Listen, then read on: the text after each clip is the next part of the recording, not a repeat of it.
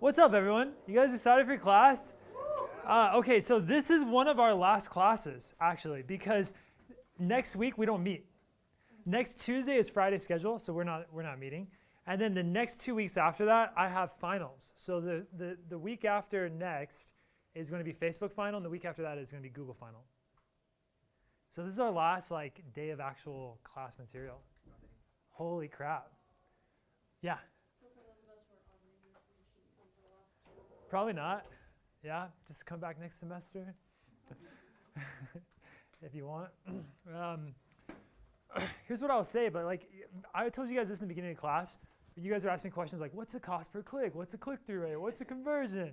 And I'm like, look, this is all going to sound like jargon, but when you're at the end of the semester, you're going to look back and see how much you learned. It's going to be crazy how much progression you've had.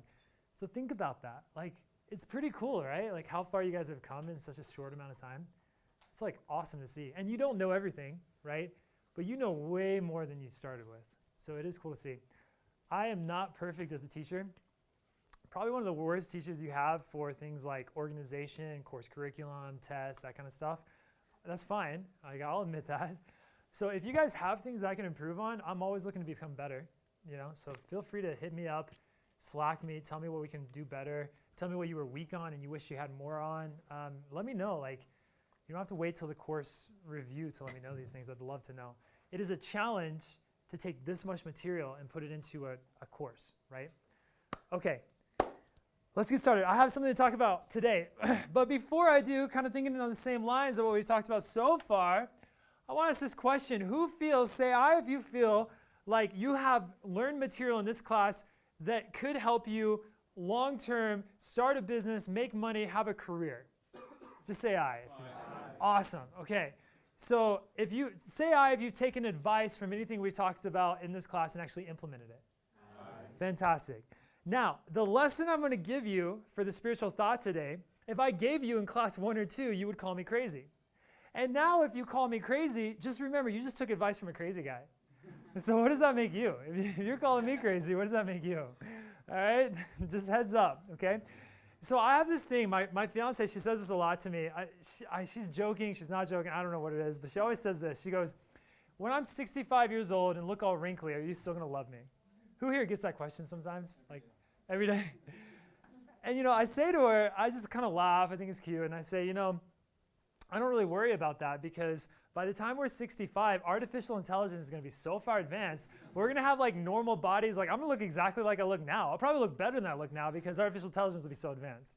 And she laughs and thinks it's funny, but I'm pretty serious. I'm 90% serious on this, and she doesn't believe me. And I tell her I'm serious, and she doesn't believe I'm serious. And it's no, really, I'm serious, and I don't know how to convince this. So I'm going to convince you instead. So we're going to talk about this today. Because people think about artificial intelligence as this thing of the future and everything. No, it's happening right now. And it's more important than you actually think. It's a lot more important than you think. So let's just start off. This is my spiritual thought. Today is not very spiritual. So hopefully just go home, read a little bit of Book of Mormon or Bible, whatever you need. This is not going to be a very spiritual thought. It will have a spiritual message at the end. I promise you that. Okay? Let's get started. Doesn't this guy look smart? This guy kind of looks like a robot to me. If I were a robot artificial intelligence, this is the body I would want. I mean, this guy just looks like a college professor, right? So this is at MIT. I follow everything Elon Musk does and says because I really like the guy. So this is a question that came to Elon Musk at a convention about artificial intelligence. Here we go. And what our biggest existential threat is, it's probably that. So we need to be very careful with artificial intelligence. You guys know what an existential threat is? You guys understand what that means? It's it will kill the world, right? This is World War III, Armageddon. This will destroy us. Elon Musk just said that the biggest existential threat that we have is artificial intelligence. I think that's worth listening to. I'm increasingly inclined to think that there should be some regulatory oversight maybe at the national and international level, just to make sure that we don't do something very foolish. With artificial intelligence, we are summoning a demon. You know those stories where there's the guy with the pentagram and the holy water, and he's like, yeah, sure, he can control the demon. Doesn't work out. I take it there will be no HAL 9000 going up to Mars. HAL 9000 would be easy. It's way more complex than, I mean, it would put HAL 9000 to shame. Yeah. Sounds like a puppy dog. Thank you. All right. Hi, my name is Rayshawn. Okay, so Elon believes that the biggest existential threat in the world is artificial intelligence. We're gonna play a little bit more of this clip. Just take a look. Elon, one of the reasons I love him is like how bad he is at a public speaker. He stutters every 5 seconds. He's like terrible at answering people. He's the most dry person you'll ever meet, right? I love it. I think it's hilarious. But just listen to this next point. If you don't think that he's actually concerned about artificial intelligence, listen to this. Aceto, and I'm a junior in the Aeroastro department. My question aligns with how a lot of the work toward the mission to Mars is focused on rockets with SpaceX, obviously, but where do you see the role of telecommunications and communication satellites, since there's a lot of traction in this field, and this will be very crucial to, I guess, the overall mission to colonizing Mars? Sorry, can you repeat the question? I was just sort of Yes. thinking about the AI thing for a second. He's freaking terrified of this, right? Like, for Elon Musk, Elon Musk thinking about AI is like, wait, where's my slides? Elon Musk thinking about AI is like me watching, hold on, wait, okay. Elon Musk thinking about AI is like me watching like It, okay? Like, I'm freaking terrified of this. This is how he feels about like AI. That doesn't look natural. Like, people don't have teeth like this. Look, it's like rabbit teeth on like a human. It's like scary, right? Like, it's scary. Okay, I don't care if you don't like jump and everything and you think it's funny that I jump in like a horror movie. I get my feelings out during the movie. You know, I have my moment and then I go home and I sleep fine at night. I had 2 friends that watched this with me, and at night they said they woke up and they saw, both of them said the same story. They woke up and they saw a clown coming out of the shadows at night. I'm like, well, I dealt with my feelings. You said it wasn't even scary, but like, look at you, you're like having dreams and stuff. So who's more healthy, right? Okay, how many of you, just think about this right now, would say I if you believe that on the human progress perspective of this world dramatically changing and revolutionizing over like the infinitely like crazy different, would say that we're here, say I. Not very many, right?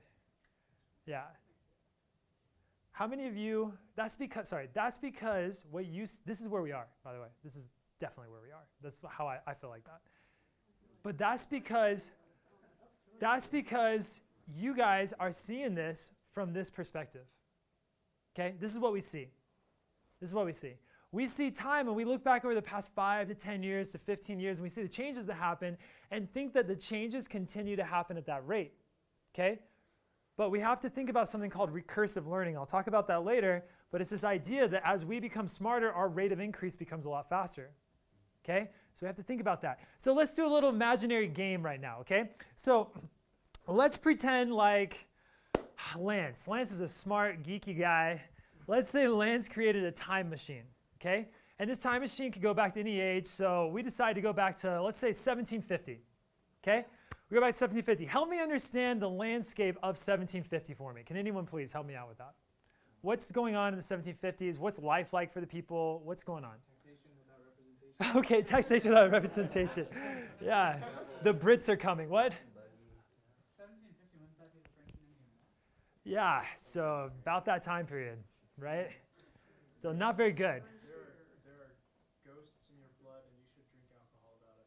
Amen, brother. Amen. I love the ghosts. Bloodletting is the best. Blood what? Bloodletting. That's how they're saying that. Yeah, malaria actually meant bad air in that time period. What about technology? Where are we at with that kind of stuff? Horse and buggy. Horse and buggy, that's your transportation. Cows, huh? You still didn't even have the steel plow yet, or Yeah, we don't have steel. Bessemer process, forget it, right? How are we sending texts? It takes months. Like, I don't know how my mom's doing. I haven't heard from her in 4 months. Waiting to get the letter back, right? She lives in Britain. Like, not happening, right? So that's kind of the situation. So let's just imagine that we go back to this time period and we pick up a guy, okay, or a girl, and we bring them to 2019. Okay, and look what they see. They see birds in the air that are like 150 feet and make a ton of noise and are flying like, right? They see an opera in China on a screen. They see us talking to somebody in New York. They see literally these horse and buggies that move like 90 times faster than anything else they've ever seen. The world looks completely different. These people, they wouldn't just be shocked. They would literally die. Like they would be like, ugh, and they would die. Like that would be the end of these people, okay? So let's just imagine this. Let's call this a die progress unit, okay? We're going to quantify this dying surprise, okay? So now let's ask this question. If we went back to the 1500s, Lance got his time machine, went back to the 1500s, and brought a guy to 1750, how would they react? Like what would the difference be for these people? Yeah, they might be like, oh, cool, you got like a sewing machine now that like does it with, I don't know, makes clothes. Yeah.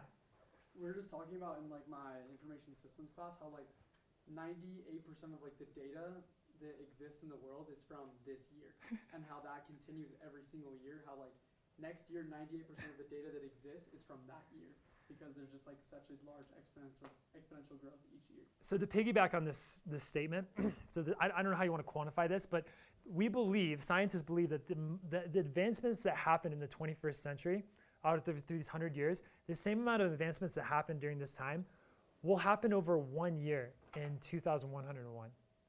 That's how fast things will be progressing. Okay?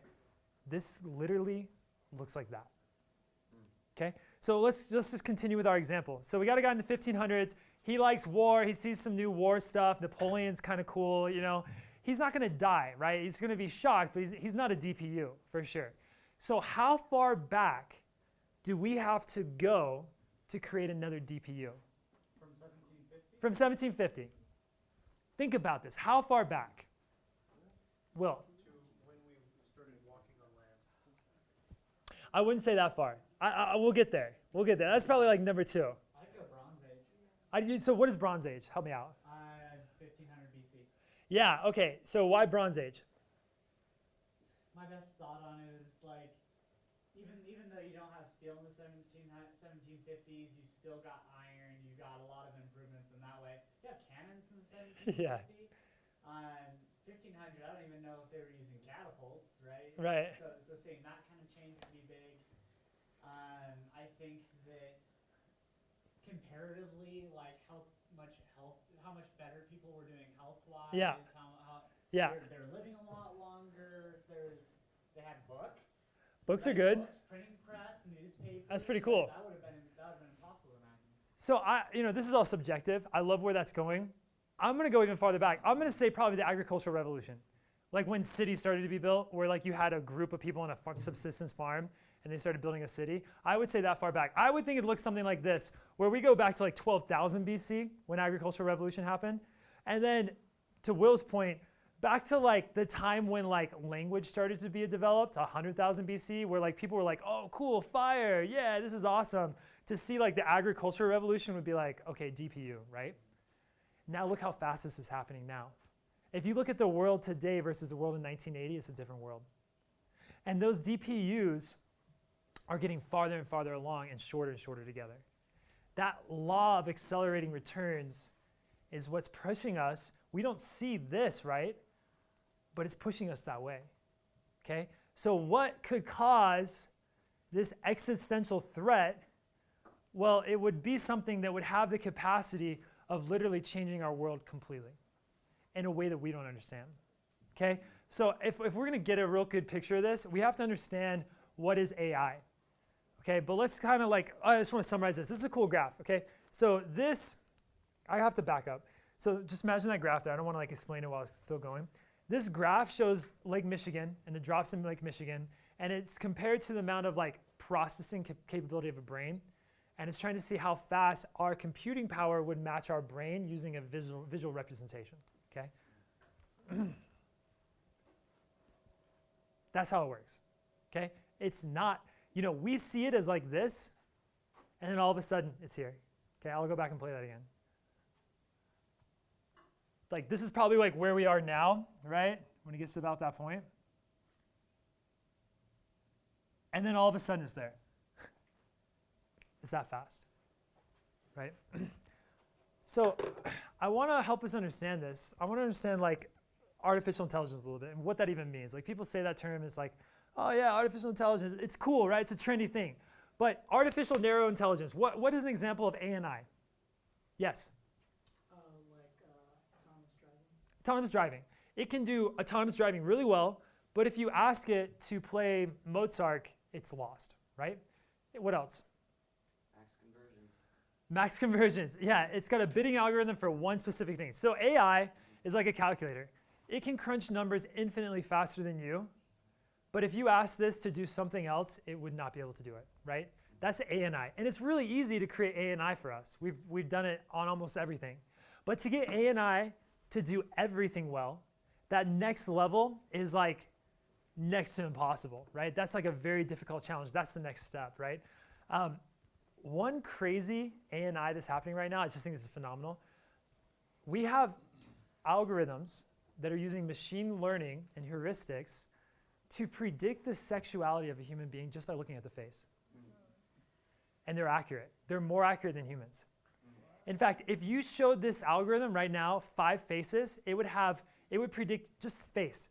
It would predict your sexuality within 91%. And it's not just based off of like trendy hairstyles, earrings, etc. It's also that hormones for homosexual people are different than hormones for heterosexual people. It's crazy. It's not a choice for some people, right? It's not a choice as much. I don't know. I don't want to get into that argument. Whatever you believe is fine. Love everyone. It doesn't matter if you're gay or straight. Who cares? Love. There we go. But this is what our AI is doing. Another crazy AI thing right now is Google has developed a Rosetta Stone.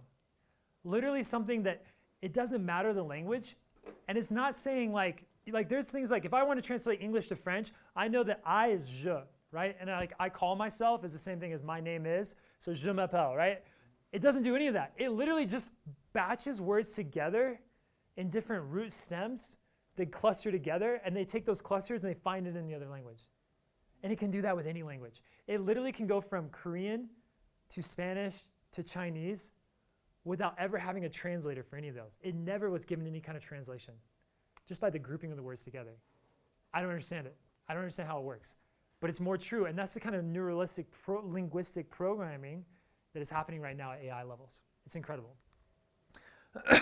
The next level is called AGI, Artificial General Intelligence. It's having somebody at the same level as a human. Anyone heard of the Turing test? Okay, what's your name? Taylor. I've never heard from you. Or maybe I have, I just haven't recognized you with the hat on. Tell me what the Turing test is. So I mean, it's been a while since Yeah. I've heard about the Turing test. But like this guy Alan Turing, he's a computer scientist, and he had this test to like basically determine if like what you're talking to is a human or a computer. Okay. And it's just based on like asking questions to, and like you can't see who's answering. If you ask these questions and you try and stump whoever you're talking to, and if you're able to stump them, then you know it's a computer. I think it's something like that. Yeah, Will, you want to expound on that? A story that goes along with it is imagine if there's a man and he has this big set of instructions on one wall and then this tiny box on the other side. Just like the entire room is like filled with formulas for if somebody puts in this language or like this sentence in Chinese, he can go and he can find it and then he can respond to the corresponding answer in Chinese and then put it back out. But he doesn't speak it. He has no idea what's going on. But imagine that he does that every day for like, let's say that he lives forever and he does it for like 1,000 years. Somebody could put something in and he would have memorized the answer and he could reply immediately in the correct language. The correct form, the language. It's about having emotion. The Turing test is consciousness. It's a test of consciousness. So whether I'm talking to Will or I'm talking to a computer, I'm talking to the same thing. I wouldn't be able to tell the difference. So you would ask the questions to tell if the person's human or not. Okay? That's AGI. You could ask questions about politics and be like, I don't really like Trump. I love Hillary Clinton, you know, and then have an opinion on something, just like a human would. Okay, this is a movie about, it's called Ex Machina, and his whole point was to see if this was really like acting like a human or not. And during the test, she has a goal of getting out of the box. She's in the box, okay? And so it ends up that she makes him fall in love with her by pretending to have emotions. She doesn't have emotions, she's a computer. But he's convinced that she has real emotions, falls in love with her, and lets her escape from the box, and then she just ends up killing him and moving on with her life, right? Yeah, I mean, Yeah, spoiler alert. It's a great movie. You should watch it. No. So that's the idea of the Turing test. AGI is the next level up. AGI is having the intelligence of a human. Okay? We're about, I don't know, I can't say a year, but there are people who believe that AGI will happen in the next 20 to 30 years. That's how close it is. Okay? Let's go forward. The next level is ASI. It's when something gets to the level of a human and then just continues on that progression, because it's not going to stop. If it had all the processing power in the world as well as the human intelligence, it's going to keep on going. And it just keeps on going and going until a point where you can't comprehend it. It would almost be as if you were like this dog, right? This dog knows that it's on rough concrete, but it doesn't know that concrete was created by humans. It knows if it's walking down the street in New York that there's a building and a fire hydrant it can pee on, but it has no idea that that fire hydrant is different from nature. It can't even comprehend it. You cannot tell a dog to comprehend that. Just like you cannot tell a human how to comprehend an ASI. It is beyond your comprehension. That's how far it is. Okay? That's the step after AGI. Okay? I want to go through a couple more examples of this, and then I'll wrap up with what all this means. So have anyone heard of AlphaGo? Does anyone have? Yeah, Seth? Yeah, it's a computer program that Google made to play Go. To play Go. Anyone know what Go is? Ever heard of Go? Japanese chess? Chinese. Chinese. Yeah. So if you go to China and you tell them, like, if you saw like a Go game, like people would know that in like 4th grade. It would be like soccer or football for us. Like that's how common it is. Now, we've figured out and we cracked the code for AI on chess like 5 or 10 years ago. I mean, it's so like last year, like it's just, yeah, like a decade ago. It was so easy, right? Now, that's significant. That was impressive, but that's not really that impressive. And here's why. It's because there's a finite number of possibilities. And with a computer that has enough expansive memory, it can literally go through every possibility, calculate the most probability of winning off of each move, and then play that move. Okay? So it's just crunching numbers to figure something out. That's not intelligence per se. The problem with AlphaGo is that there are more than 1 trillion moves. There's more moves than sands in the sea. It would be impossible for a computer to run through every one and then figure out an answer. Okay? It'd be impossible. So this is a huge step forward. Okay? So that DeepMind, which is Google's like artificial intelligence, started creating this and started working through it. And they use a process called machine learning. Okay? And the way machine learning works is it looks at first it looks at a bunch of games. Okay? And then it looks at the moves within the games, and it says, and it's able through calculations to determine if that move was good or bad. And if the move was good, you get a point. It assigns a point value. It's a reward system. Just like if you're teaching a dog to sit, you have the dog sit and you give it a piece of candy. It's a reward system, right? It's the same thing. And it just goes through that thousands and thousands of times. Okay? And then it starts to develop its own strategy for playing games because it looked at all these things. And it saw which moves are the best. So then it starts to play itself. So it can separate its own intelligence, so only half of his brain sees one half and the other half sees the other, and it just plays itself. And it starts playing through all these moves, and if the moves against himself give you a +1 on the reward, then it's a better move, and they keep on developing the moves that way. That's machine learning. So it's a reward cycle that's just done through repetition. Now, if we want to talk about intelligence, I want to talk about this for a second, step back. If you're looking to learn anything in life, anything, the same model applies. So if you want to get good at soccer, good Google ads or Facebook ads or reading or whatever it is, you just got to do it a ton of times. Whatever that task is, you have to do it a lot. That's how you learn things, right? So if you take this class and you believe that by taking this class you're going to get better at AdWords, you're not. Just as much as if you take a class on French, you're not going to get better at French until you start living and practicing and immersing yourself in French. So those of you that are taking a Google ads right now and working on your ad stuff, and you say, hey, I'll take care of the ads and you take care of Facebook, you're never going to learn Facebook. Even though you took all this class, you're wasting your time. You need to be in the system learning it. Because intelligence for a computer is no different from intelligence from a human in that sense. It's exactly the same. So AlphaGo, they go on, they do this game, AlphaZero. What is amazing is they played the European champion of of Go, and they beat him. And the guy was like really distraught. I saw the interviews with him. He's like, I can't believe a computer beat me. I shame my home country. I'm so bad, blah, blah, blah. So then they take him, they add him to the team, and they take him out to Korea. And they played this guy, Lee Sedol. So you guys know about chess, like you have grandmasters of chess, like they're like the best. Well, with 2 billion people in China, you have grandmaster level 1 through 9. Lee Sedol is a prodigy of this game. He became grandmaster level 9 by the age of 12. There is nobody as good as him at the time. He is literally the best in the world. He has won competition after competition. I mean, he sees things in ways that you can't even comprehend for this game. So before it happens, they became this big event, right? And they're like in Korea, they're like publicizing this. It's going to be this huge thing happening. And they have like a sportscast announcers, like in all the languages. Imagine like a sportscast, like watching checkers, like Chinese checkers. That's kind of what the game looks like. And they have people commenting for like 4 hours, like, what's the guy going to do, Dave? I don't know. Well, this move might be pretty good, Bob. And just going through like that. 80 million people watched this event. Okay, to give you an idea, the Super Bowl is about 120 million people. So this is huge, right? And before Lee Sedol, they asked him, like, how confident are you going to beat a computer? He's like, I've never played a computer that could beat me. I beat every computer there is. And he doesn't sound like, he sounds like matter of fact. Not like, I'm just so braggadocious. Like, he's just like, look, I beat every computer that's ever played me. There's no computer out there I think is good. I think I'll win confidently 5-0. And he's saying that in his own way of humility, I think. I mean, he's a little cocky. He's like Ronaldo, but whatever. Not too bad, okay? You want to know the results? 4-1. This guy lost 4-1. By the third game, this guy was pulling his hair. He would take smoke breaks and coffee breaks during the game. He would go out. He was so stressed. And he would go home crying. He'd be like, I let our country down. I'm so sorry. Like, you're the smartest guy in the world. You can't be smart enough to know that nobody else could do this. Like, you're literally the only guy that could. In the fourth game, he won. And they asked him after the game. They said, hey, that move you did, move 74, they call that now the God move. Literally, they call that the God move. It was the best move that has ever been done. They asked him after the game. What?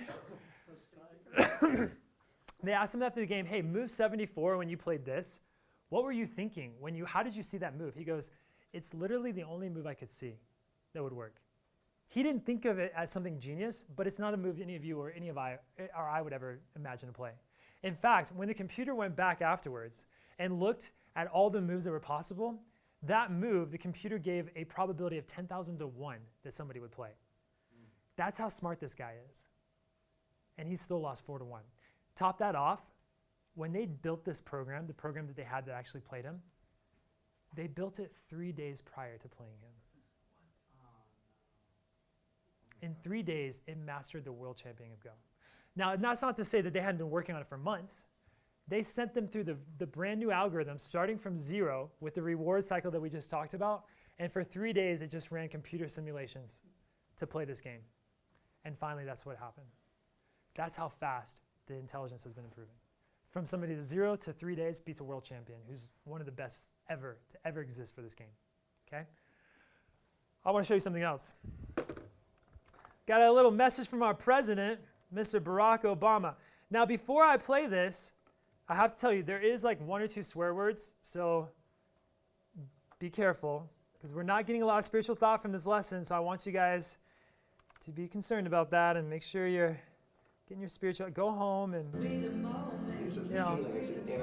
take some time to rebuild that up. But just to warn you, there's a little bit of swearing in this.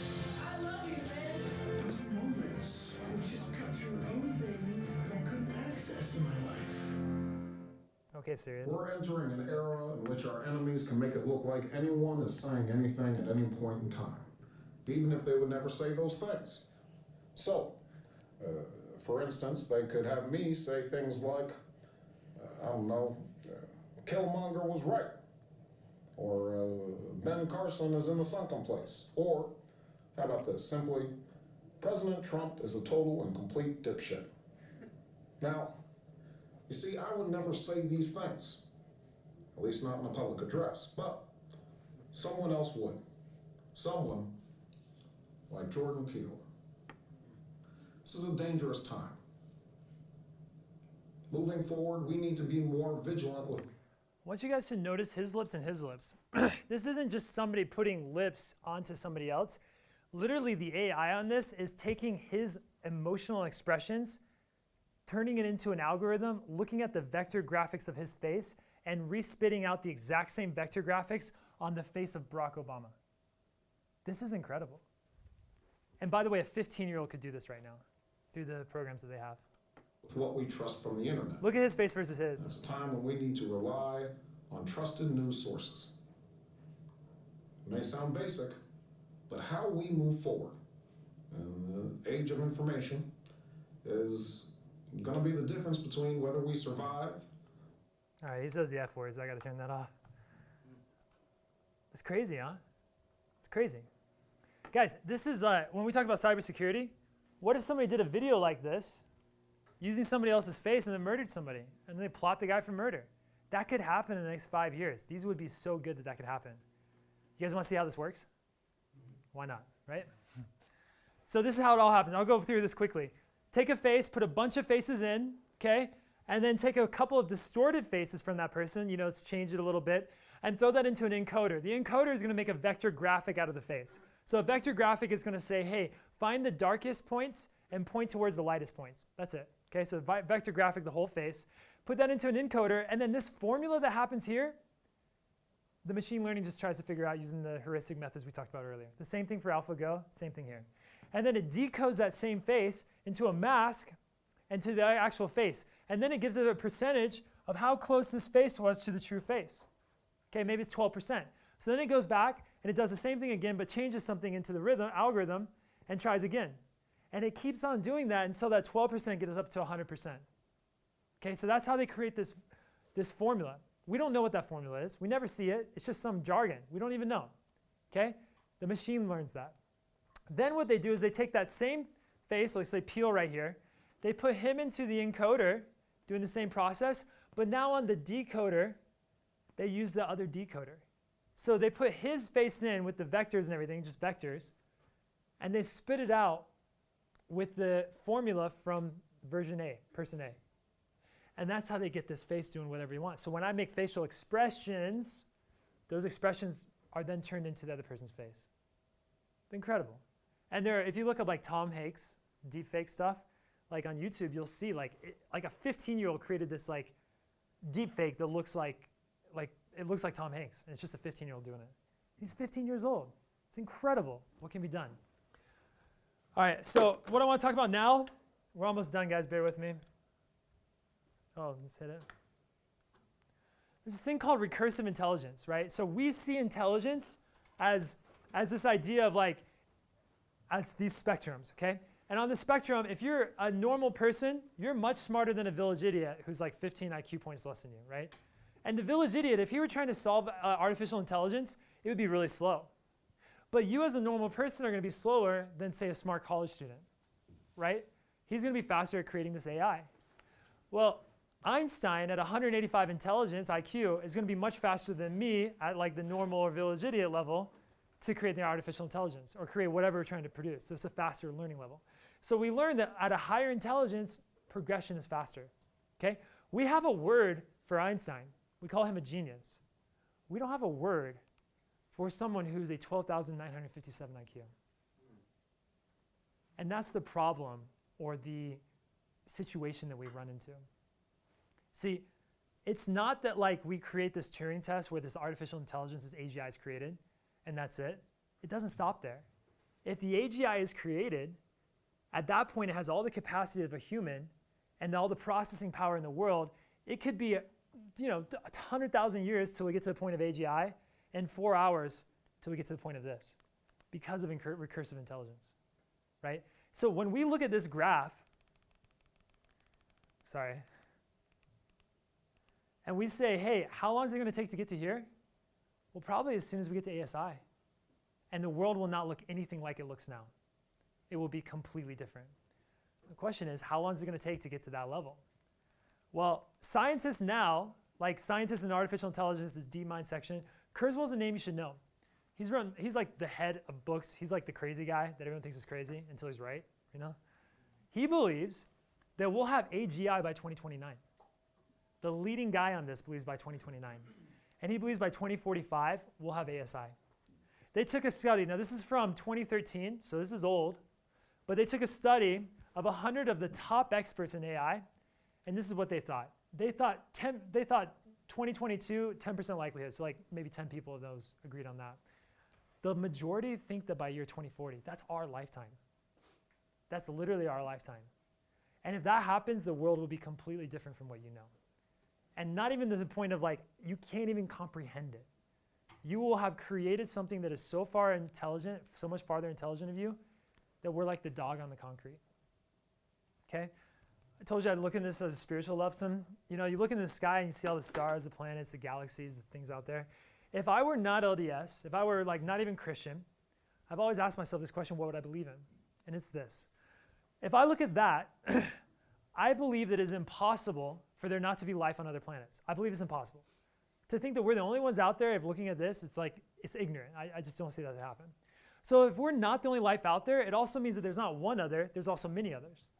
And if there's many other lives out there, it also means that we're probably not the most advanced out there, okay? And so if us on our planet within our lifetime have the ability, and I say this with respect and, you know, patience, and I don't mean this in any kind of disrespectful way, but if we have the ability to create something as close to God as possible, something that has infinite intelligence, infinite power in our lifetime, it's already been done. It's already been done. So for me to believe that God exists or not, there's no doubt in my mind. Like, it's not even a thought that God exists or not exists. We're almost to the point of creating something similar to that in our lifetime, okay? So just something to think about and to be studying, because it's a bigger threat and a bigger thing than we actually believe, okay? I don't know if I can conclude in the name of Jesus Christ. I'll just say amen to that, and we'll go on. Okay.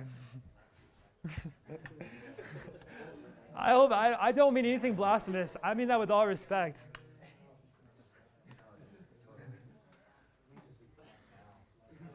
What's that? What's that? Or we're just saying, like, he's doing information systems and does all this techie stuff. Like, you gotta go into AI now. Yeah, seriously. I have a friend that does AI at LinkedIn. He came from Google, and he was telling me about all these dimensions of AI and stuff. I get like super geeked out by that. He makes $370,000 a year. He's 26. LinkedIn pays him $370 a year, and he left Google because they only paid him $300. Crazy, right? Crazy. And he still lives in this trash house in San Francisco. I'm like, what's wrong with you? Oh my gosh. It's San Francisco. No. Yeah. Okay, yeah. I don't know Elon Musk, what he does with artificial intelligence, but is he still like putting investment into that, or He's regardless of? okay. So he's actively pushing for policies like government controls on AI. But it's hard for a dog to control a human. You know what I mean?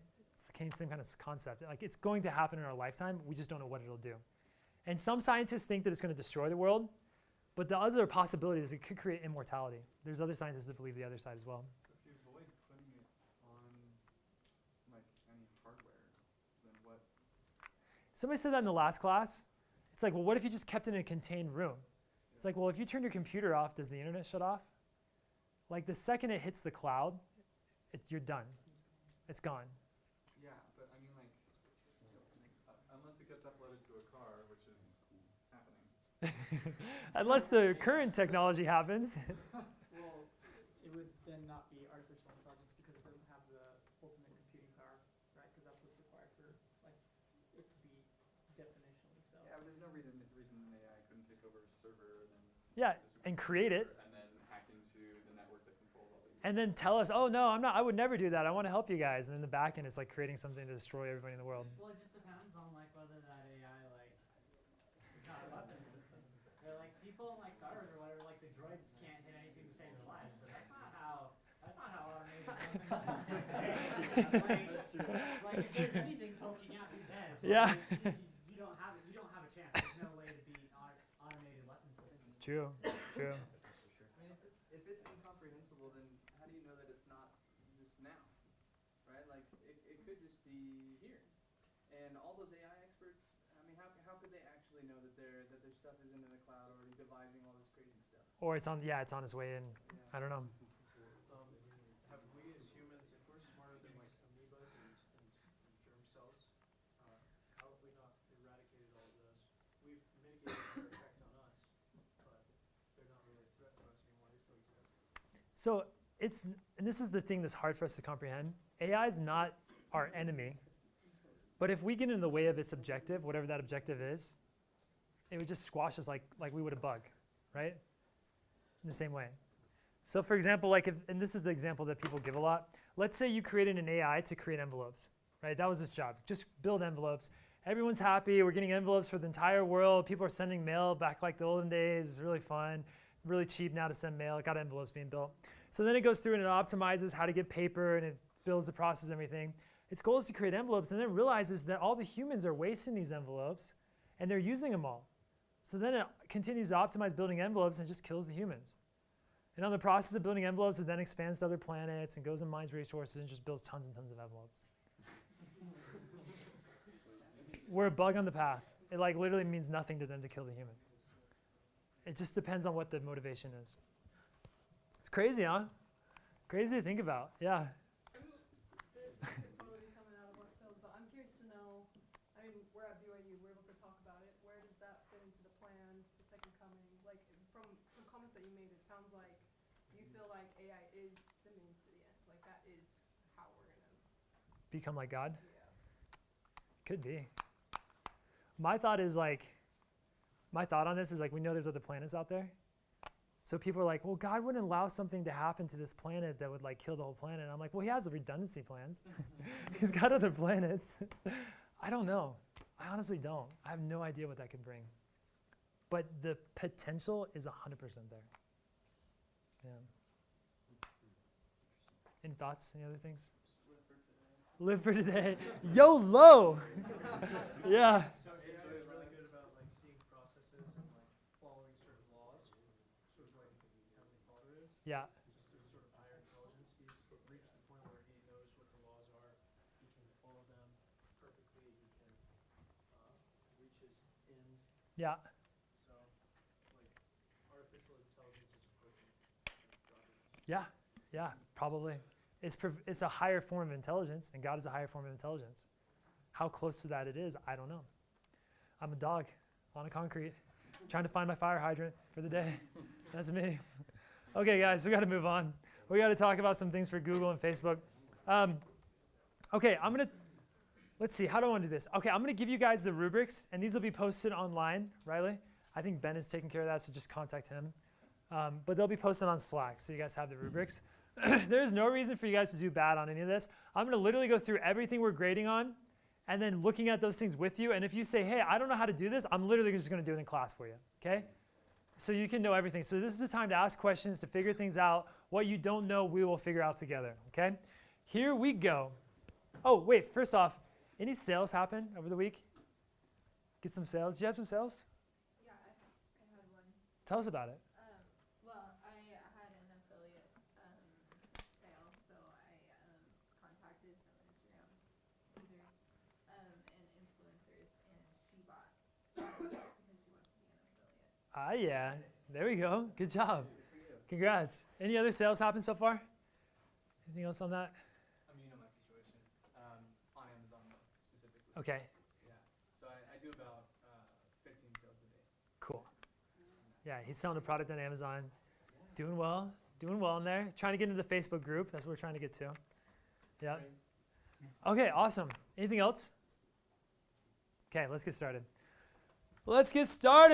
Google or Facebook? Which one? You guys just like Facebook better. We're starting with Google. Jeez. Can you guys see that okay? And that was cut off. Should I turn this light off or should I keep it on? That better?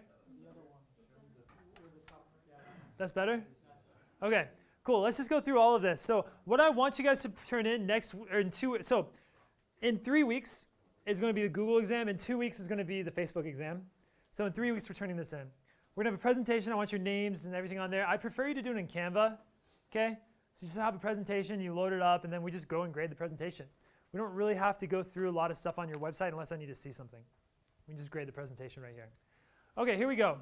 So copy of landing pages, sending traffic to. I just want to see so I understand what your landing page is. Okay, and then on the campaign snapshot. So on the campaign level, I want to see the following. I want to see that your ads are separated into campaigns that make logical sense. So if I do a salon like Brazilian waxing, a bikini wax is fundamentally different from a Brazilian wax. I should probably have different products for that. Or if I'm selling on SafeRack, a ladder is a different product from a work platform. So I should have 2 different campaigns for that. Does that make sense? I want to see that things are logically created properly. Okay, that's it. That's all I need to see for the campaigns. Are the campaigns named properly as well? This is a big thing for me. So see up here, like if I'm doing a test and I'm like raising the bids on this, I'm going to put in here bikini wax bracket, raised bids 20% on 11/15. So that way when 11/30 comes along, I can go and do a comparative analysis on that campaign and instantly know that I did something to that campaign right away just by the name of it. Okay? And I can look at the 15 days after and the 15 days prior to see what's doing better. That makes sense? It's easy, right? By the way, does anyone know the difference between EG and IE? People get that wrong all the time. They're not the same thing. Yeah, what is it? EG is for example. For example. IE is like such as, or that is to say. That is to say is that, yeah. So IE is, in other words, that is to say, EG is when you have examples of something. So they're completely different, but we always screw those up. So I figure if I'm talking about naming something, I should probably talk about the EG section too. Why not? So that's worth 15 points. It's not 15 plus 10 and 5, right? It's 15 points total for this. Okay, on the ad set level. So what I want you guys to do is I want you to create a slide. It has the title of the ad set. Okay, and then on the left-hand side, I want the keywords. On the right-hand side, I want the ads. Okay, and I just want a bunch of slides of all your ad sets. That'd be the easiest way for me to grade this. And I'll use that to grade the keywords, the ads, and the ad sets. So I have it all right there. Okay? So here's what I need to see for this. I want to see that there's multiple ad sets created. So if you do 4, I'll give you 10 points. If you do 6 or more, I'll give you 15 points. That easy. Guys, generally speaking, in Google or Facebook, a build out that's more robust, has more sections, more campaigns, more ad sets, is generally going to be a better build out. Okay? I mean, if that was the only thing I had a factor to grade you on, more is better in this. Okay? Because you're testing more things. You're splitting things up, you're looking at different things, you're identifying, you're testing, you're thinking through things in a more logical way. So having more on here actually does mean that you're doing a better job. Okay? All right, so multiple ad sets created.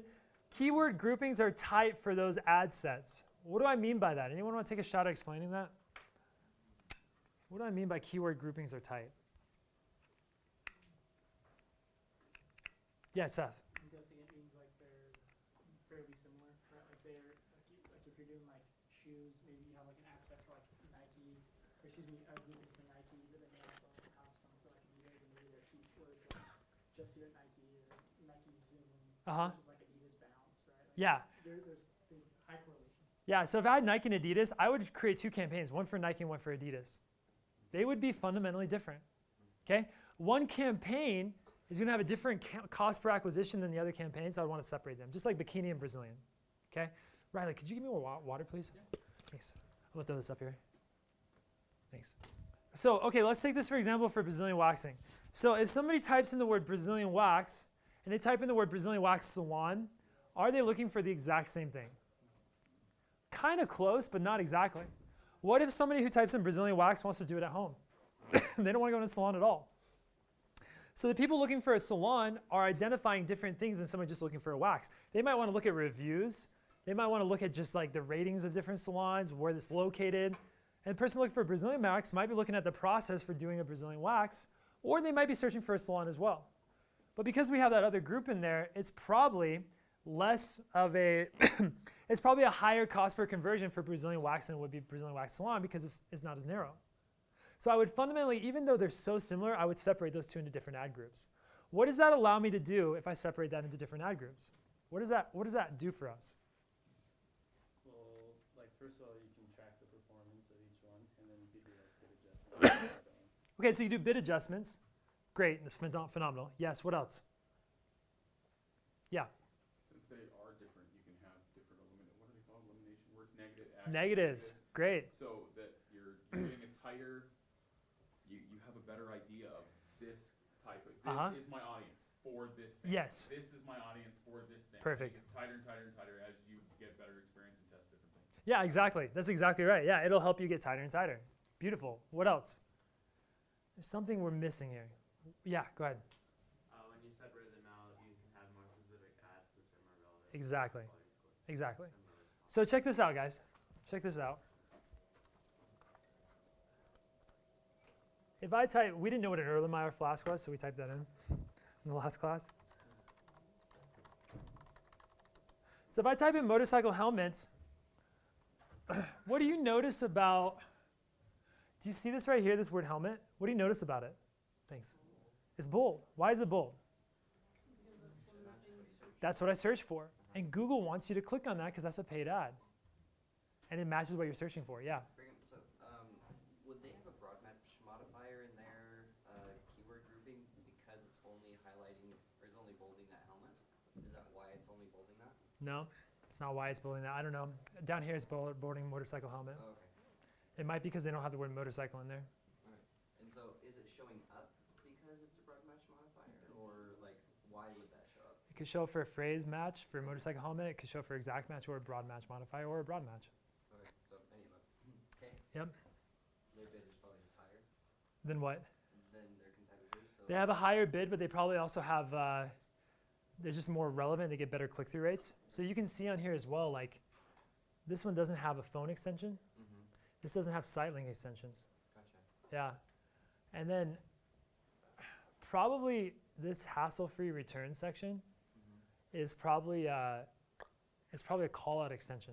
Okay. So added on to the end there. So they're adding all the extensions in to help them get more relevance. Gotcha. And that could affect your click-through rate, absolutely. So if I type in the word Brazilian wax salon, and I see an ad for Brazilian wax, and I see an ad for Brazilian wax salon, which one am I going to click on? Salon, right? I wouldn't click on the Brazilian wax one because I'm looking for a salon. And that's how people think when they search on Google. So if we create tight ad groups, right, relevant to what we're talking about, I mean really tight ad groups, we have a much better chance of having a better click-through rate, a better quality score, better cost per conversion, everything, because we're actually funneling to what they want. In addition, we can also make pages that are relevant to that specific thing. So if I'm selling a steel ladder or like an Adidas shoe that's a tennis shoe versus a soccer shoe, I could have different landing pages. And those different landing pages would have different conversion rates rather than like a homepage. Okay? Same thing for Brazilian waxing versus Brazilian wax salon. So that's how you identify that. You got to see what the actual ad groups are and get them as tight as humanly possible. Would you do different landing pages for different ad groups? Yeah, I could. Absolutely. If they're different enough and I have something, the more tight your ads are to the landing page, the better it's going to convert. So if I mean, it takes time to build landing pages. So I'm going to first sort by clicks, traffic and everything, see what the traffic's like, and then do that. Okay. I actually had that conversation with a client today. He was like, should we just create different landing pages for this? I'm like, let's wait till we see what our traffic is like. Might not be worth it for like $2 to spend a day. You know? Yeah. Okay. The next thing I want to talk about, are there audiences applied to the ad sets in observation mode? I need a screenshot of this, okay? Do you guys remember where we do that at or what that is? If you need me to show you how to do this, say aye. Fair enough. We'll get that done. Okay.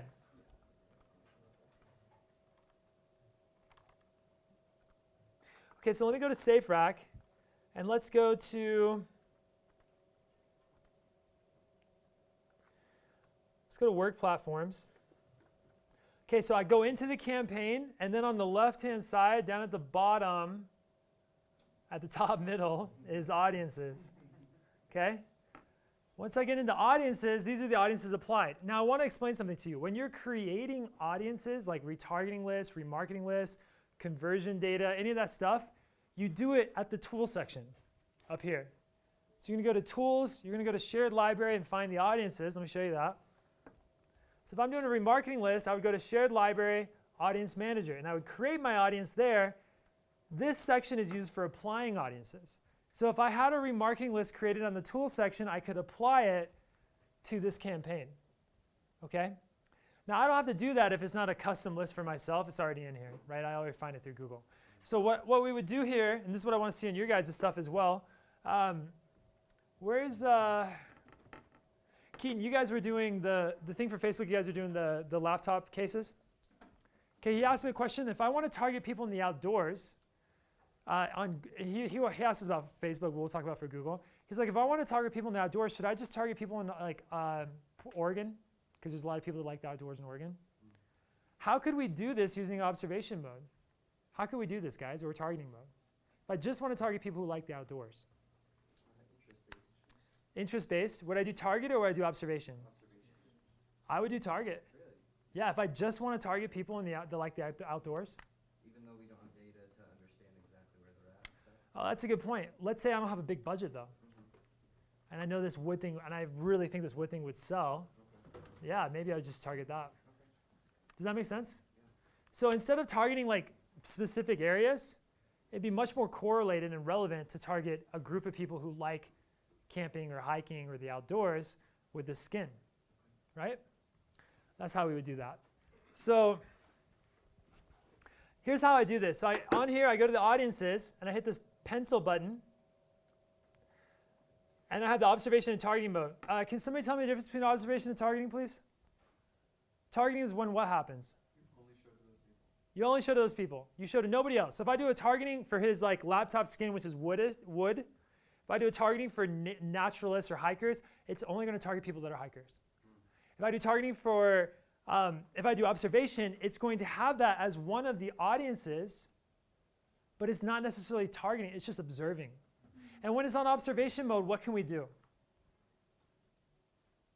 Can you bid adjust? Bid adjust. You can bid adjust.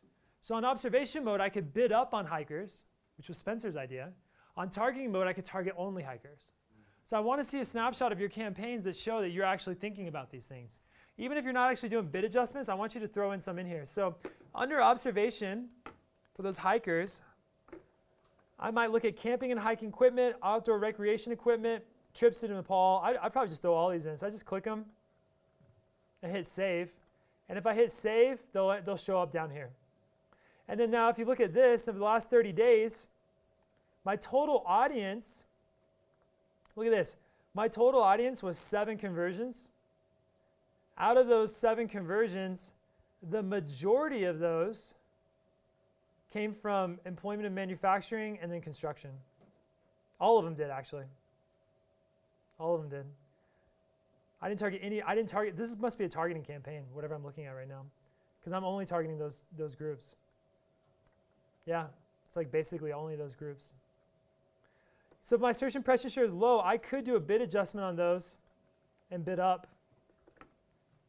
I don't know why I'm bidding up on all visitors when the rest is what's giving me conversions. It's kind of weird. Do you want us to have both targeting and observation? You just need to show that you know how to use this.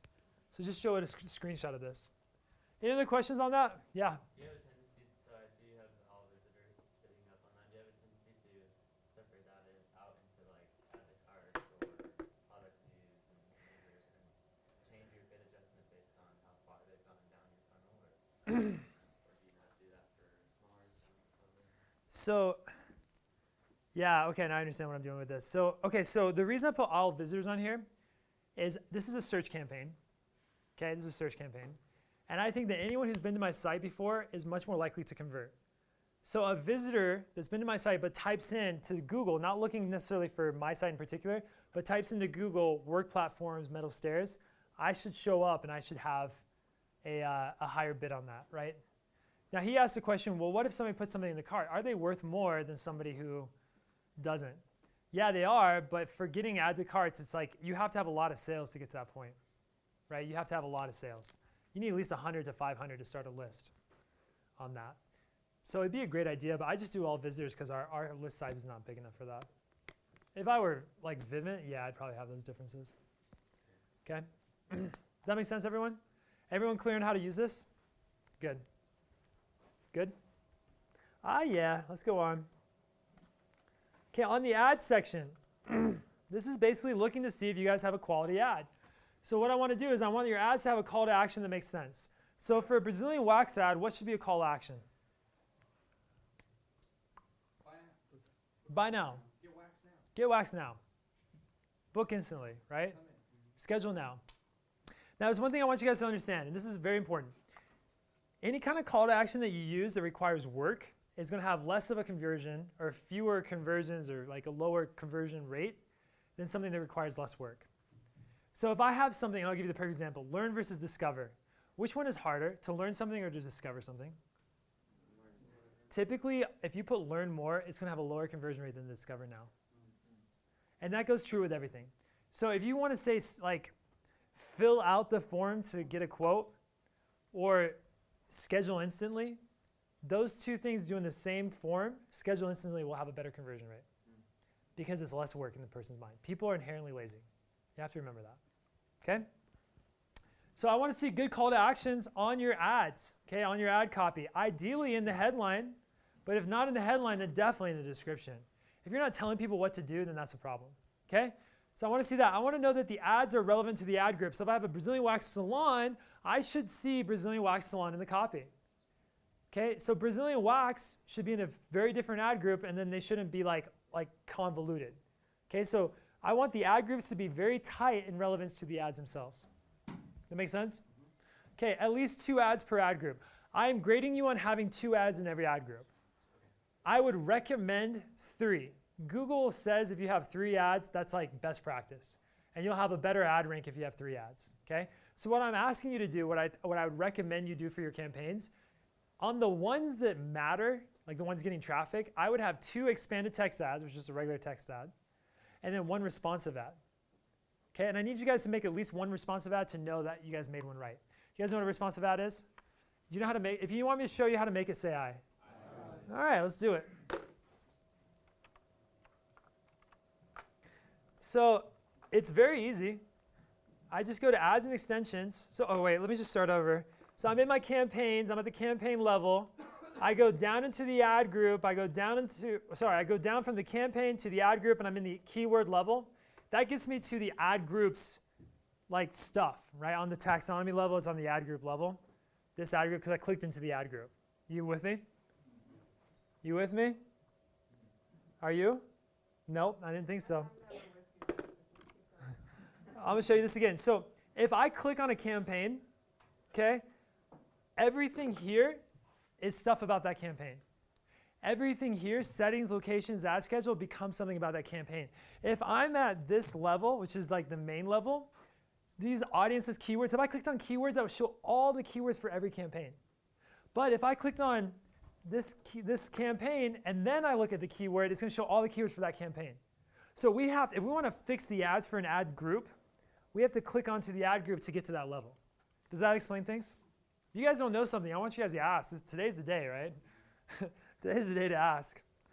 Okay, so then when we get to this level, we have certain keywords that are working like exact match on the work platforms. Now we're going to go to the ads and extensions. And then up here, this blue button, just do responsive search ad. That's it. Okay? Now I want to show you something. Let's say this was a responsive ad for Brazilian waxing. Okay? So let's say I had Brazilian wax salon, best Brazilian wax, book a Brazilian wax, et cetera, et cetera. Okay? What this is in the responsive search ad, it takes all the headlines that you want to create, and it's going to mix and match to find the best one. Now think about this for a second. So if this were the headline, aluminum work platforms, universal no welding required. What if this said aluminum work platforms and another one down here said aluminum, like some version of aluminum work platforms? You could put it in there twice, right? How do we stop that? How do we stop it from putting it in there twice? You pin one of them? You pin, and then you don't put it in there twice. Okay, so right here, Riley made this. It says aluminum work platforms, and it has this pin. What that means is that aluminum work platform is always going to be header 1. Okay? And then I'm not going to put anything else about aluminum work platforms in these at all. Can you put like 2 pins? You can do 3 pins. 3 pins. I mean, I wouldn't. That would defeat the That would purpose, right? totally defeat the purpose. Yeah. Well, You can actually pin multiple headlines to position 1. So it'll always, so you have like aluminum work platforms or aluminum work stairs, and they would always show up in headline 1 if you pin them both to headline 1. and then they would find the best one for headline 1. Perfect. That's good to know. This also works for the display network. So you could have your pins on your headlines, and then you have a rotation of images. Yeah. Any other questions on that? So I want you guys to build one of these, and I want you to do a screenshot of this, because you can't just do a screenshot of your responsive ad. I want to see this to see how it's all worked out. Yeah? So responsive ad, when you go and you see which kind of makeup is the best, Yeah. where does that pull up? Is that the ad level, the keyword level? Great question. Great question.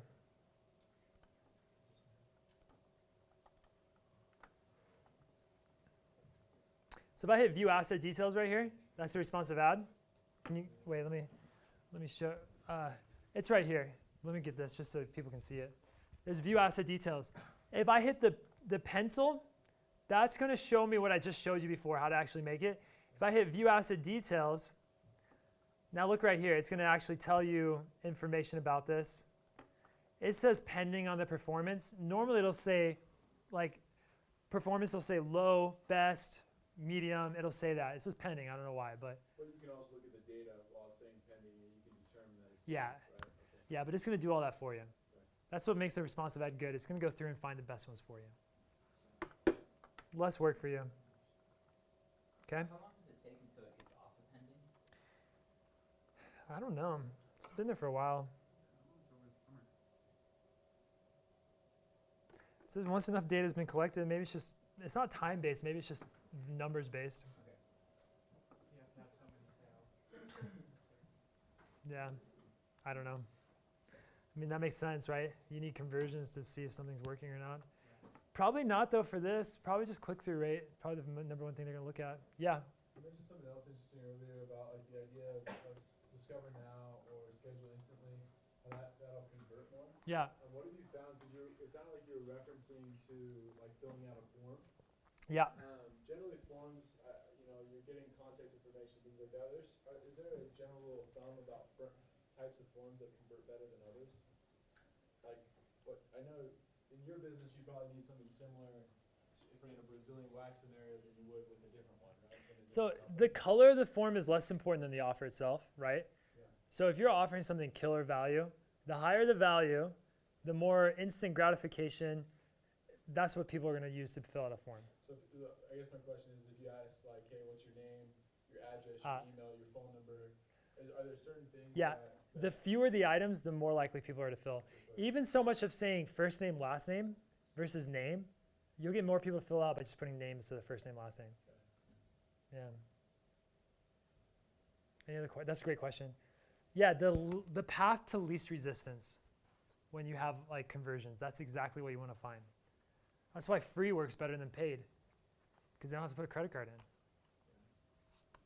Okay? We good? So I want to see a screenshot of that. I want to see a screenshot of the one responsive ads, the two text ads, making sure they're relevant, and I want to make sure that it makes sense for the landing page that you're using.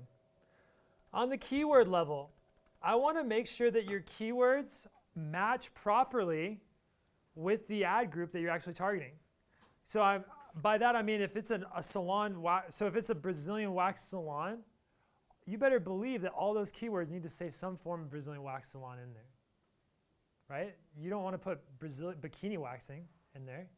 You don't even want to put Brazilian wax in there because you're going to have another group that's going to say Brazilian wax. You want to make sure they're separated out. Does that make sense?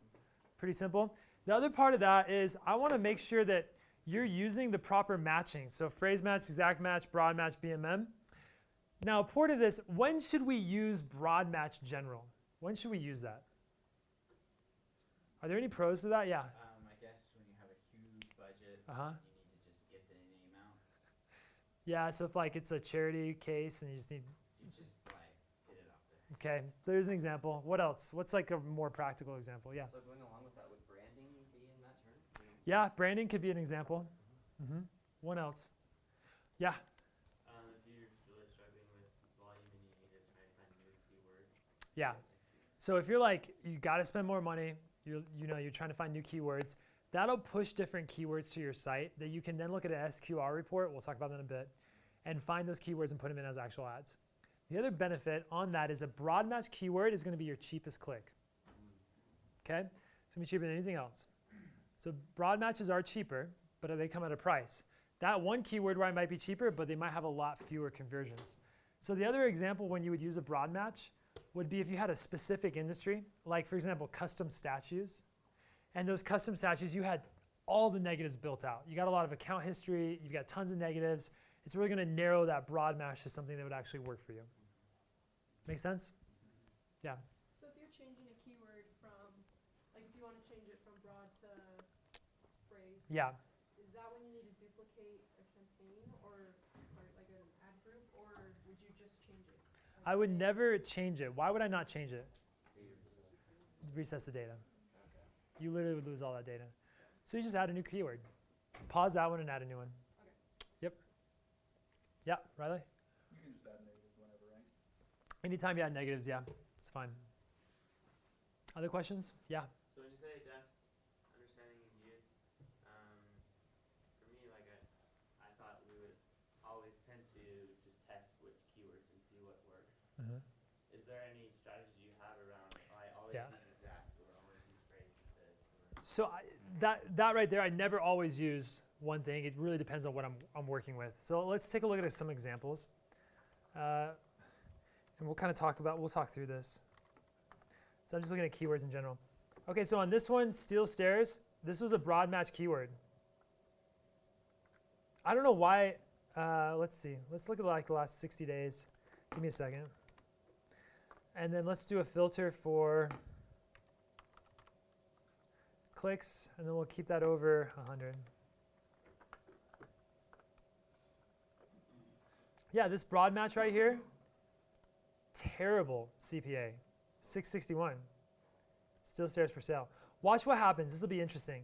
I'm looking at the search terms for just this term, but I highlighted it and it hits search term right here.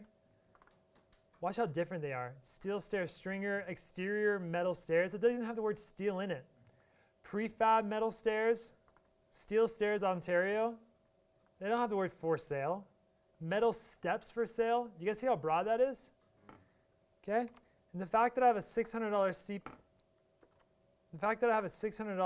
CPA. So let's go back to that. Means I should probably pause that.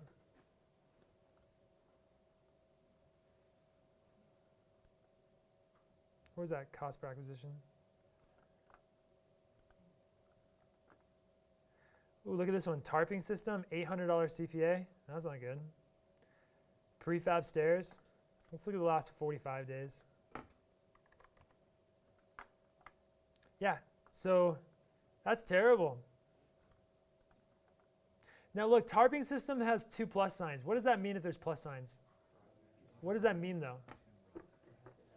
Yeah, it has to have those 2 words in there. So I want to find an example where I mix them.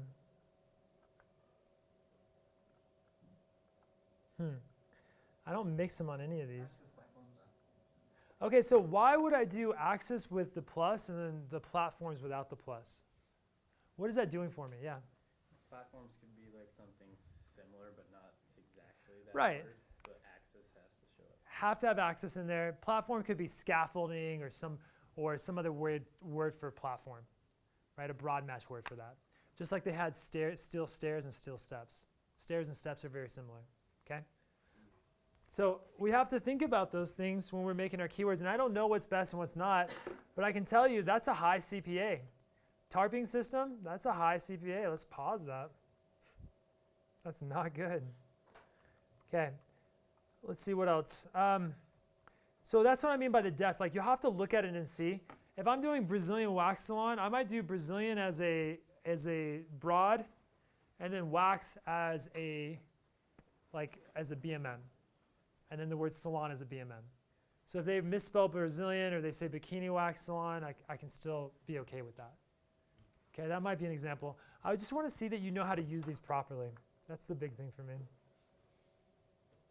Yeah. Did you use, sorry, go back to your campaign. Yeah. Into one of the groups. So still platforms. Yeah. Are you using that in your other ad groups as well? It's a great question. That's a great question. I want to actually talk about this. So let's say, okay, so let's go look at work platforms. Let's look at this. So how many different levels are there for negatives? Campaign level, what else? Ad group level, and then lists, not ad level. Ad level is ad groups. So then we have lists. Lists apply to multiple campaigns, okay? I think I'm going to answer your question by talking about this, but let's look at this as well.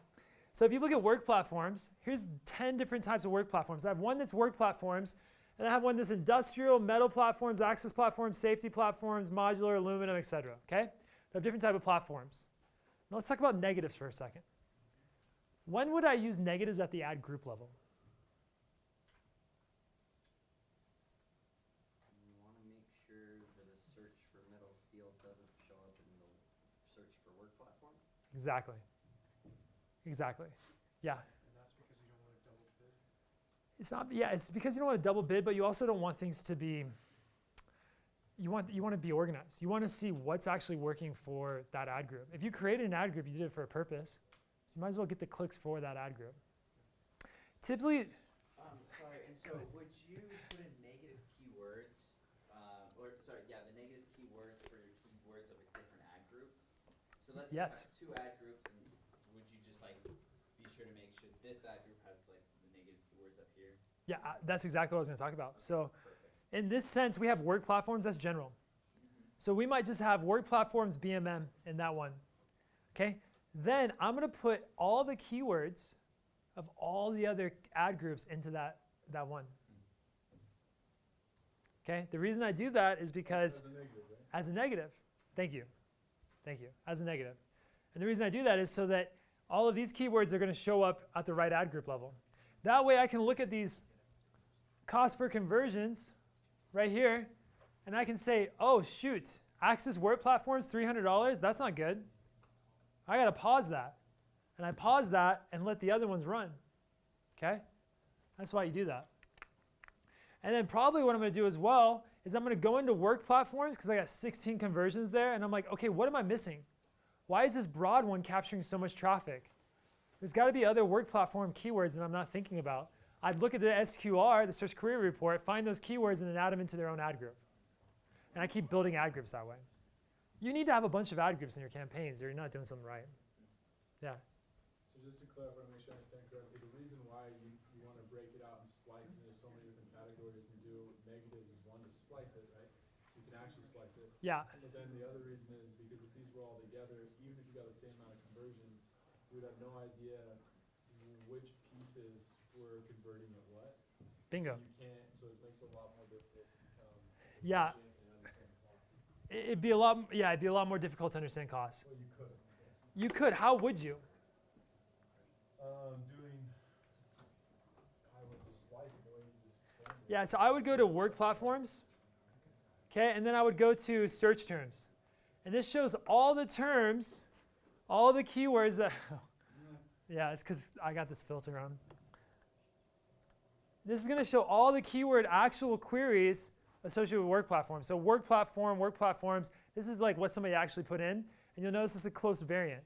We don't have to put work platform and work platforms. Google already knows that there's plurals. Okay, we don't have to misspell things. Google does that for you. Okay, it'll take care of those. Aerial work platform, adjustable work platform, and I'd probably sort by conversions.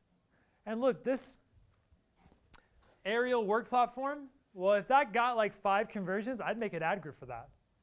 And then I'd have to go back to work platforms and add the word aerial in, so I'd never get the keywords hitting that one again. So how long do you wait? So it sounds like when you start out, you probably start out a little bit more general, see what you're getting by seeing what your conversions are based on the search word terms. And then based on the things that are being successful, start splicing it out one at a time. Exactly. Well, yeah, it's splicing it out as much as you can. Yeah. You said that last part. You said again, like if aerial platforms had conversions, you'd make a new ad group. For aerial platforms. And then you'd add it as a negative to all the other ones. To the work groups, yeah. Yeah, to the other ones. You could do it to all of them. Okay. Yeah. So again, just to clarify, make sure I understand. So you would not use the same terms in different ad groups? I wouldn't, no, because then it'd be confusing. Even like phrase or exact of the same word? No, I would never do that. Well, it's not even that they're bidding against each other. That's actually not the case. It's not like your bid here will raise the bid here. They actually just take the one that bids the highest. Whatever has the best ad rank wins. Okay? It's not that you're bidding against each other. It's just that it's confusing. You don't know what's working, what's not. So it's not well structured. Does that make sense? Yeah. Okay. Even like if the ad is different though, because like let's say you use work platform in one of your ads for the other ad group. Then like technically you'd want that keyword for that ad group as well though, right? Well, you're already showing it. You're already showing it in the other ad group. So then it wouldn't affect it. Why would you have it in both places then? You would only want work platforms to show for work platforms and aerial work platforms to show for the aerial work platforms ad group. Yeah. So on that, usually like the ads in the ad groups are going to be ad group specific, right? So the work platforms group is going to say, work platforms, but then the aluminum work platforms group is going to say aluminum work platforms on the ad. Right. So the ads are all going to be really similar, but you tweak ad to be specific to whatever the search, what the search terms are that you're advertising on for that ad. And that helps in a lot of ways, because if your ad's more relevant, you get more clicks. If you get more clicks, Google likes you more. So now your clicks are cheaper, and you get shown more in front of people. It's just a win-win all around. Regardless of the clicks, does it still increase your quality score? Absolutely. Okay, so like Google will say, well, he's having them search for this, and it says this, so That's a lot better. Yeah, absolutely. That's a big factor in making the organization of your campaigns is a huge factor in what your quality score is, and essentially your ad rank. It's huge. That's why we got to do it like this. We got to make sure it's tight. Okay, let's see what else we got to learn. The other part of that is I want to make sure you're not missing important keywords. So if I'm like a Brazilian wax salon, I'd probably want Brazilian wax and Brazilian wax salon. If you didn't have a group for Brazilian wax salon, and it's a crucial part of what you guys are advertising, I'm going to take points off for that. Okay. I want to see a snapshot of the SQR, search query report. We'll talk about what that is, sorted by conversions for all campaigns. And I'm going to be using that to see if you got all the things that you needed to in there. So what that is if I go, if I go to my campaign level, and then I go to my keywords, these are all the keywords here, and I look at the search term report, I'm going to sort by conversions. And guys, I would probably look in the columns just to make it easier for me. And I'd move this one up and this one up. Okay? And then take a snapshot of that. So now I can see conversions and costs.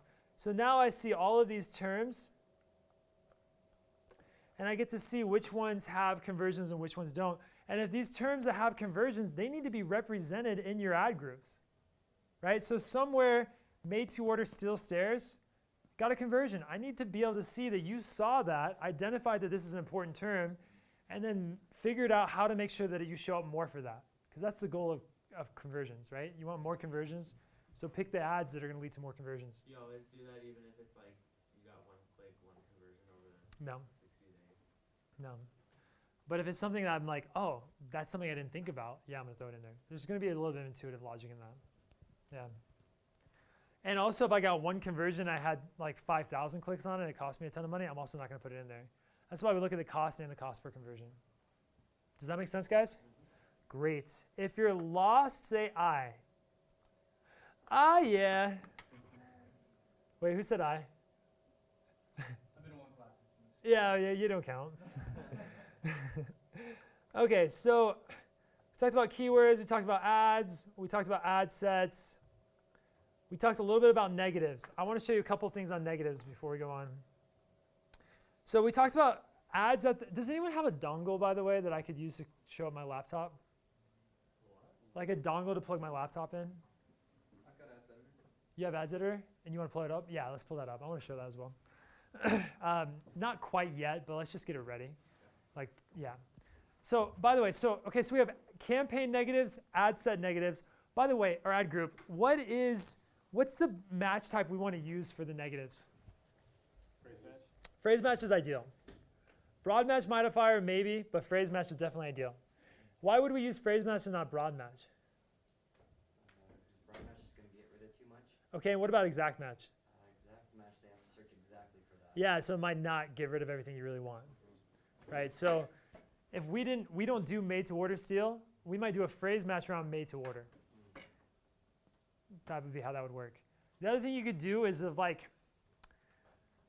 if prefabricated steel were two words that you knew were negative, you could do them as a BMM because they could go in any order. You guys good with that? I don't want to see any broad match. I mean, you got to be bold to use a broad match on that one, right? Like maybe jobs would be a broad match. Yeah. Is the broad modified though? Would you be scared to do a broad modified of prefabricated steel simply because you don't know what is going to count as steel? Like it could be metal or like there's some gray area there in what that's going to exclude. Right. So BMM, that broad match modifier, semantically will find definitions that are similar to the word steel, even though it's a BMM, and put those in. They still have to be relatively true to it. But for example, I saw this earlier today. we saw custom steel statues. And I had an exact match for custom statues. And it said personalized statues. Even though it was an exact match, personalized came up for custom. Because semantically, they're like 99% the same thing. Personalized is a custom statue. So Google is looking at that and reading that and saying, hey, it's okay. But if I were nervous that steel, in this case, I wouldn't be nervous because they have to have not just steel, but also prefabricated. And let's say I don't do any prefab. I'd probably just do it for the word prefabricated. But if, in his example, if I were nervous that steel might come up as aluminum or some other form of steel, I might just do a phrase match. Get it even tighter than a BMM. Okay? Great question. Great thing to explain. How are we doing on that? What's up? Let's go ahead and show it up. Okay, so I want to show you guys Ads Editor. You can download this from Google. Guys, Ads Editor is phenomenal. Ads Editor, have you ever used Ads Editor? Yeah, have you used Ads Editor? Makes your life so much easier. Okay, I wish I had more time to explain these things, but I'm just going to go through some basic level stuff. So, can you pull that up?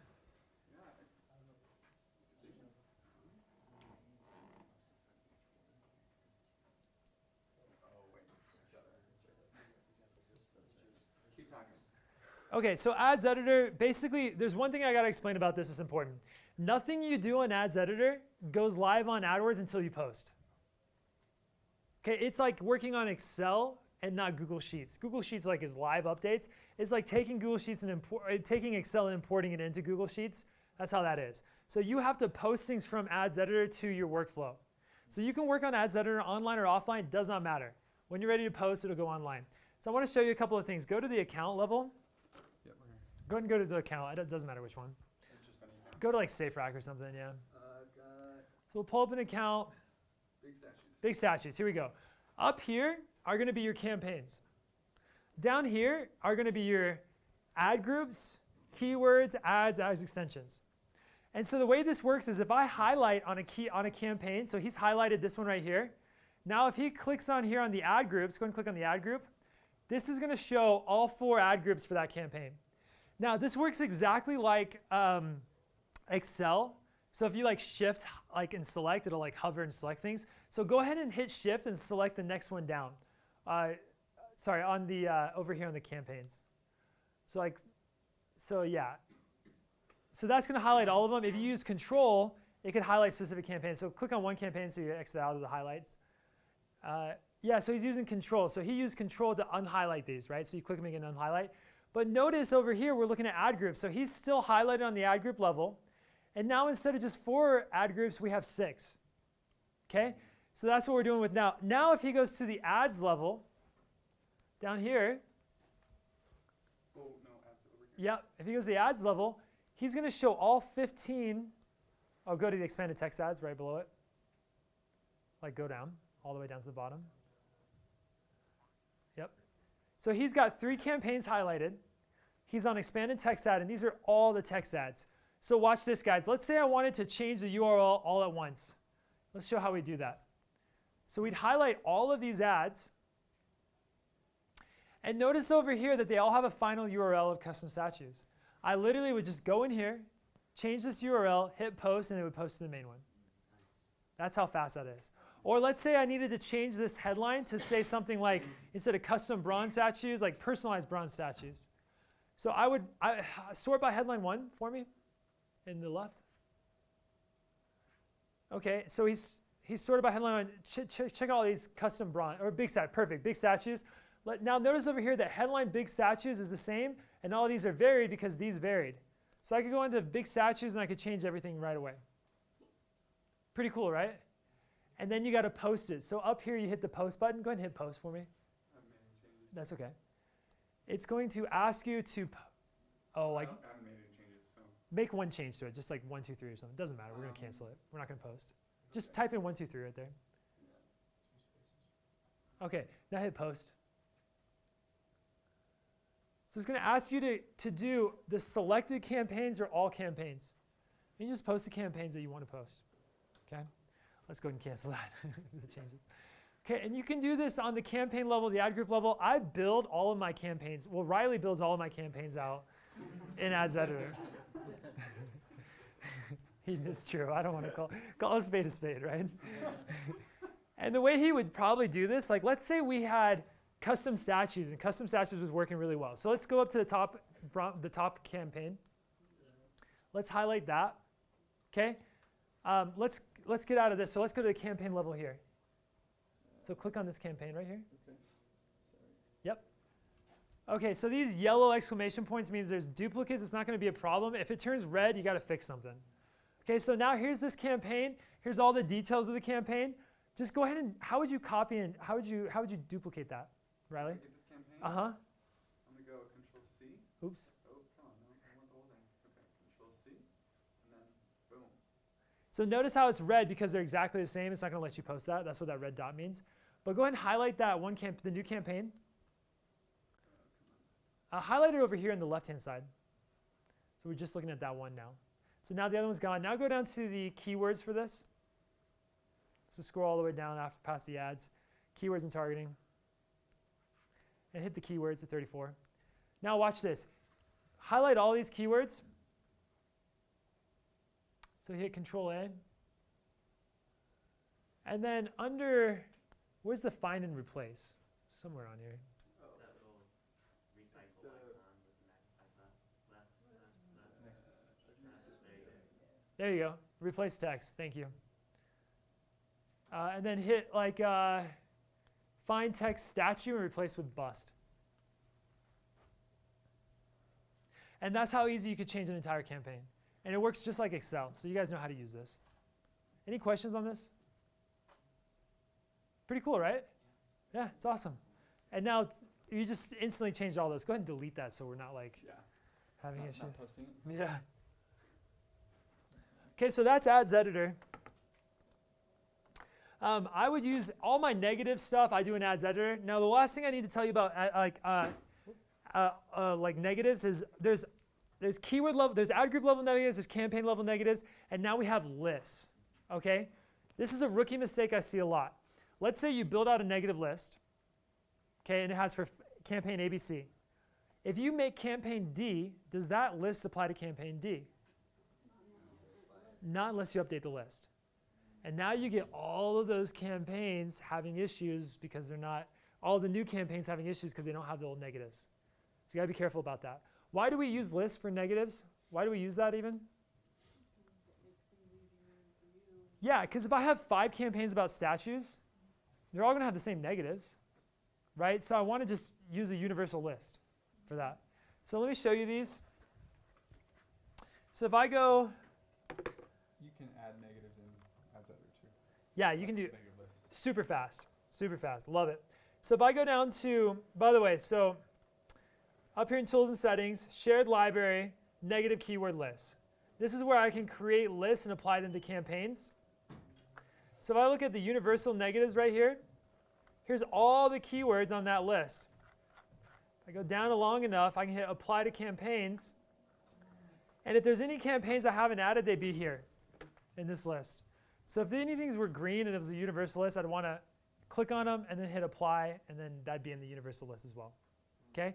And then when I want to add keywords to this list, let's say I go back and I'm in my SQR, remember Search Query Report, so I go back to the keyword level, I hit search terms. Oh my gosh, I hate this search term. Add as a negative keyword. You guys see how I did that? Okay? I can choose a negative list and then find the universal list and then add it right there. And now it applies to all the keywords at once. Okay? So on this part right here for your negatives, I want to see a snapshot of your SQR. Okay, I want to see that you're actually excluding things that are not good. I want to see that you're adding conversions onto campaigns and ad groups that are good. Okay, and I want to see that your list is robust enough for what you're doing. So I'm going to ask myself when I look at your stuff, like, what about this keyword? What about this keyword? Why is that not in there? That's the kind of way I want to do that. If I remember correctly, when you add it to the list, it doesn't say excluded on your SQR. Is that correct, or am I correct? You're correct. So you have to exclude it in the campaign and then add it to your negative list? Is that how you I don't have to see that. As long as it's in the list, I'm fine with that. Yeah, I just want to know it's in the list. For the grading, I'm not going to worry about that. But what he's saying is, on the SQR, the Search Query Report, if I if I look at this report, notice how this says added.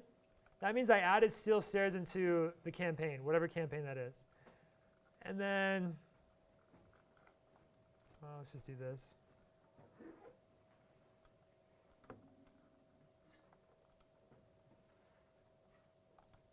No, I don't have any excluded on here. They're always in the universal list.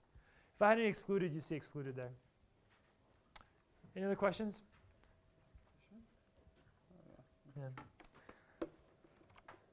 All right, guys, let's keep going.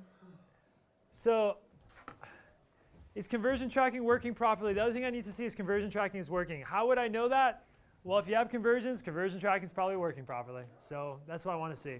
And then finally, I want to see your audience. I want you to go to the audience manager, and I want to see your conversion, like your list that you're creating for retargeting.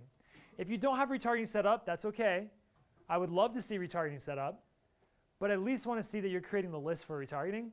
Do you want me to show you how to do that? Say aye. Okay, I'll do that real quick. So up here, remember the tools and settings where we make all those changes.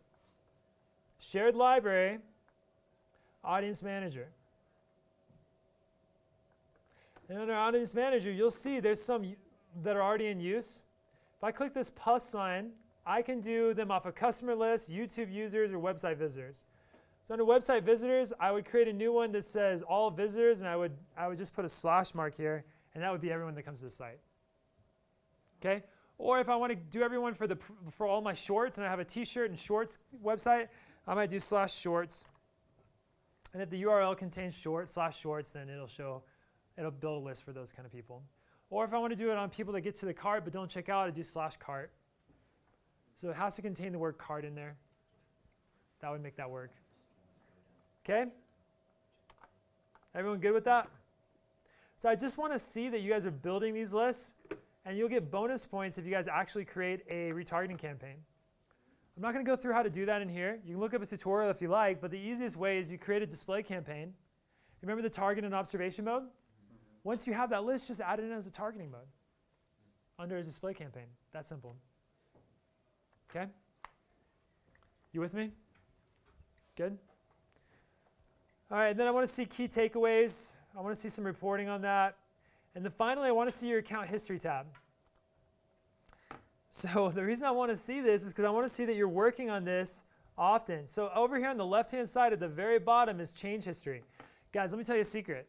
If you're like having somebody manage your account for you, and you're like, I don't think they're doing anything at all, well, all you have to do is go to that change history thing here, and it will tell you exactly what changes they've made to the account over a certain time period. So you can see, here's how often we're in this account. You know, on this one day, we might have 10 changes, and then we might wait a little bit. But you can see, I mean, we're pretty active. This is all in November right here. So I want to see that you guys have put a lot of work into, and not just like all at once. So like the last week of class, you're procrastinating and doing everything. I want to see this over time. Let me tell you another secret. If your client knows about this, if they're like super savvy, you can create automated bidding rules that say like, let's say your position falls below 3, increase bids. Or if you're like at 27% impression share, increase bids. If your conversion value is low enough, increase bids and stuff. And then it just automatically does it, and your client's like, man, this guy's in there like 4 times a day. He's awesome. It's just automated bidding rules. Yeah. I don't worry about that anymore, but I had a client like that. Yeah. He was super anal. Anyway, there's that. I mean, that's everything, guys. Any questions about the final? Any questions about how this works? You guys want to look through this? Is there anything you guys want to know? Yeah. In terms of actual like conversions, is that as long as our strategies and our implementation is good? You can't control that. I can't grade you on that. Will? Fair enough. Looks good. Always ready for you. He's like a Boy Scout, always prepared. Yeah. Anything else? I mean, literally everything's here. If you follow this rubric, you'll get 100%. There you go. Then you'll have worse things to worry about like other finals. If you don't follow this rubric, I'm going to dock you. Because it's literally all laid out. I mean, why not, right? Like, it's so easy. Just do the work. Marco Polo me. If you have any questions on something, just hit me up. It's like the easiest class. Why are you laughing? It's the easiest class out there. There's like nothing to do in this class. You guys probably just read books all day. All right, here we go. Yeah, well. We do have access to this rubric, though. Sure. Bug Riley. And Riley will bug Ben. Am I on this? Or is Ben on it? Or I don't know. By the end of this class, put yourself on it, and then you're good to go. All right, here we go. We're going to do Facebook now. You guys go with Google? You guys are Googled out? All right, let's do this. Same thing. We want to create a presentation on the following. All right, I want to see the type of campaigns used and a brief sentence explaining of why those campaigns. Oh, my mistake. I digress. I want to show you something else. Here's my presentation. Okay, this is a strategy that I have not shown or used, but I started reading about it and I think it's phenomenal and I'm testing it out right now, okay? And I think it's great. So people who run Kickstarter campaigns or product campaigns where like they're testing a new product and they have zero data, they can't use a lookalike list. They don't have one, right? And so this is a way to do it like well with video ads, okay? So the first thing you do is you create a video ad and then you do targeting, okay? And then after that video ad, we're going to create a custom audience for video views of 50, 75, and 95%. So if somebody's super interested in your video at 95%, that'd be a great audience to target people, right? And that's going to allow us to find out who's interested in the product and create lookalike lists off of that. Okay, so can somebody explain to me the difference between a lookalike list and a custom audience? Yeah, Spencer. The lookalike list, you have to have conversion data, right, to be able to say. That is false. Okay. That's false. That's okay. Great try. Great try. Yes. The lookalike list is you give Facebook a list of people that you think are important, and they create a bigger list of people that are like that. The custom is you just want to target people who are interested in golf and are engaged.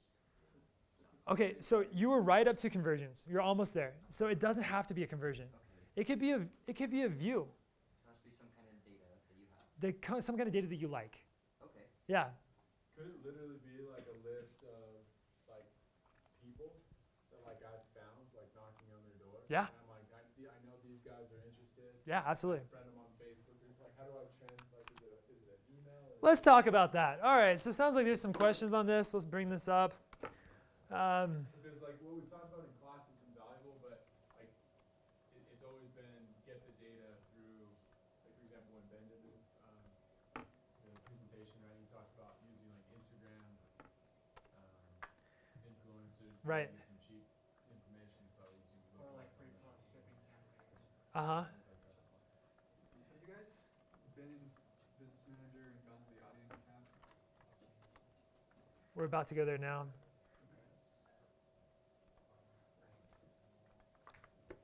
Okay, so, suck.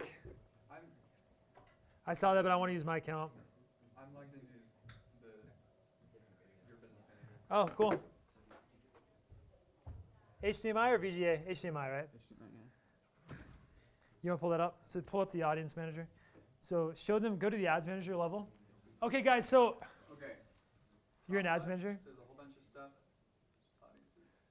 It's the same thing on the new version. There's like 9 dots. You click on the 9 dots, just go to audiences, and then you're here. Okay, and then once the audience loads, go ahead and click on create audience. Guys, this is all the types you can create. So hit custom audience. So Spencer, look at all these. So yes, Adam, you can do a customer list. You need name, phone, email, or you need either a phone or an email address, and the name is ideal as well. Okay, so that's what the customer list is. And it has to be the email they have on Facebook, so it's probably better phone number. Do both. If you have both, use both. Yeah, you need a minimum of 100. It'd be ideal to have 1,000 or more. Ideal size is 3,000 to 4,000. Okay, so like, let's say I had a girl in another class. She had 100,000 emails. It's too much. Okay, separate it down to 4,000 emails. Take your best converting clients and make that a list. Or segment different lists. Do a couple of lookalike lists. Okay, so there's that. I could have website visitors. For Sugar Me Wax, if somebody clicks on my ad and just shows interest in the product, they don't buy, that could be a list. I could create a list off of that. Okay, here's another one. So video views.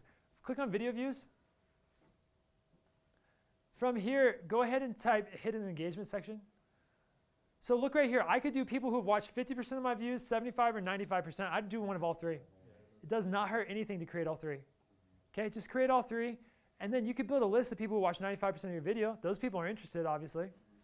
Just create a lookalike list off of that. So go ahead and cancel out of this and go to the custom create audience again. And that's the same video whether if it's on my Bottom left. landing page or I put it in my ad as well. It's the Facebook ad video. Yeah, it's the Facebook one. Okay, so after I hit this, hit lookalike audience. And so let's say I had that 50%er. If I go up here, select your lookalike source, hit other sources. And now you're going to see all these different sources. And if you scroll down, well, I guess we're under connect, aren't we? Yeah. So if under the right campaign, you'll see if you have the custom audience created, you'll see the 50%, 75%, 95% levels. Okay? That's where that is. You with me? If you need more additional information on this, say aye. Anyone lost? Say aye. Okay, good. So I'm going to go back to this report. This is good. Pull up Violet. Yeah.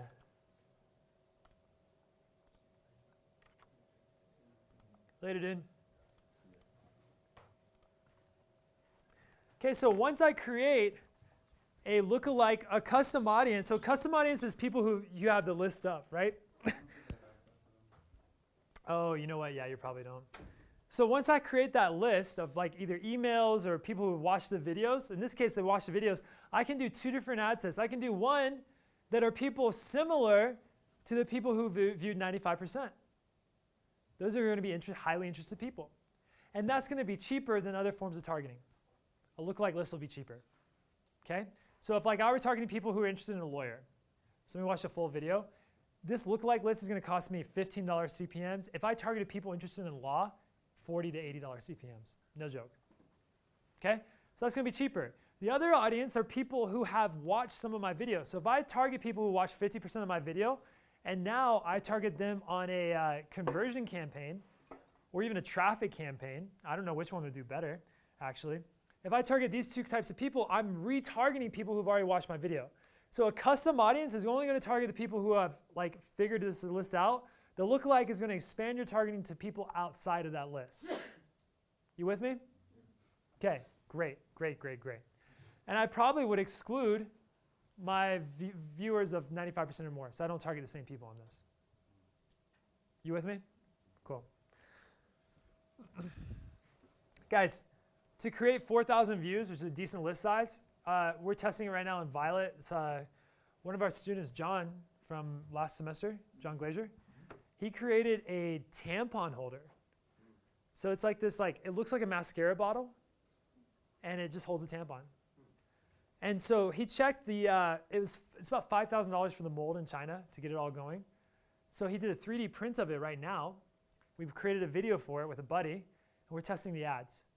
And if the ads succeed, then he'll go through and he'll actually build the product. But he's not going to do that and spend $5,000 on it until he knows that the video and everything's going to work. He's got everything built besides the product. And he can get the product in 2 to 3 weeks. Yeah. So that's a way to to do it without spending a lot of money. Cool. All right. We already talked about ads editor. All right, I want to go through the rest of this Facebook rubric. So I want to see a picture of the landing page, just like the other one, right? I want to see a snapshot of your campaign views.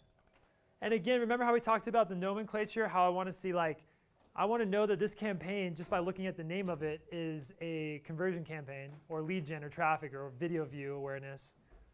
So by the way, another one, you do a video view, and then after the video view, you use the lookalike list to target interested people on a conversion or traffic campaign, on a conversion campaign, okay?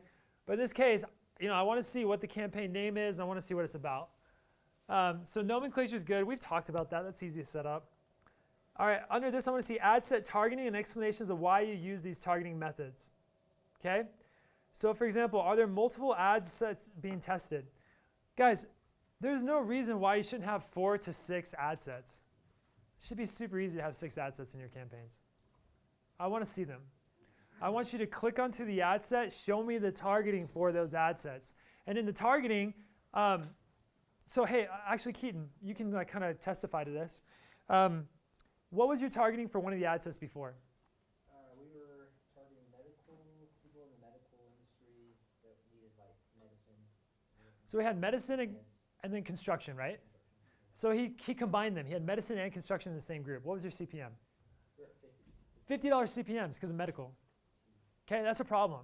So then what'd you do? So then we separated the two, so we were split. Uh-huh. And then our CPMs are 925, so half it. It literally half the CPM. What'd that do for the cost per acquisition? I think it's about the same as half it. It halved it. If you half the price of an impression, you're going to half the cost of the actual acquisition. Makes perfect sense, right? So if he had it broken out properly from the beginning, he would have noticed that medical was at $50 and then construction was at $25. And you ask, like, well, what if like you're spending a lot of money on these and it's a small group? Well, in the test phase, when we're starting out, you should be testing a lot of ad sets, right? You should be going through and testing $30 on construction, $30 on medical, finding what works, continuing on, that process. You should have a lot of ad sets in there, okay? Should be a lot of ad sets, yeah. How do you, Riley showed me once, but when you have like 6 different ad sets to test different audiences. Yeah. And it has the same ad. Uh-huh. How do you keep, when you just have like one ad, so all the engagement is all on that one? There's actually, as soon as you duplicate it, it'll say keep the engagement. Okay. Yeah. Okay. Any other questions on that? Great question. All right.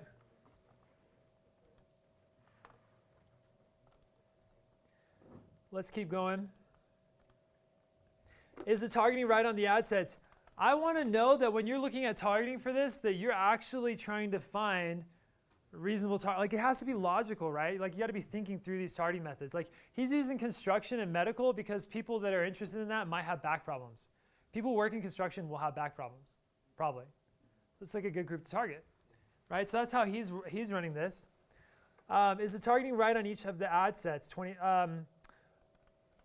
I don't want to see multiple interest groups per ad set unless they're all like super tight and related and you need to build up to a higher level.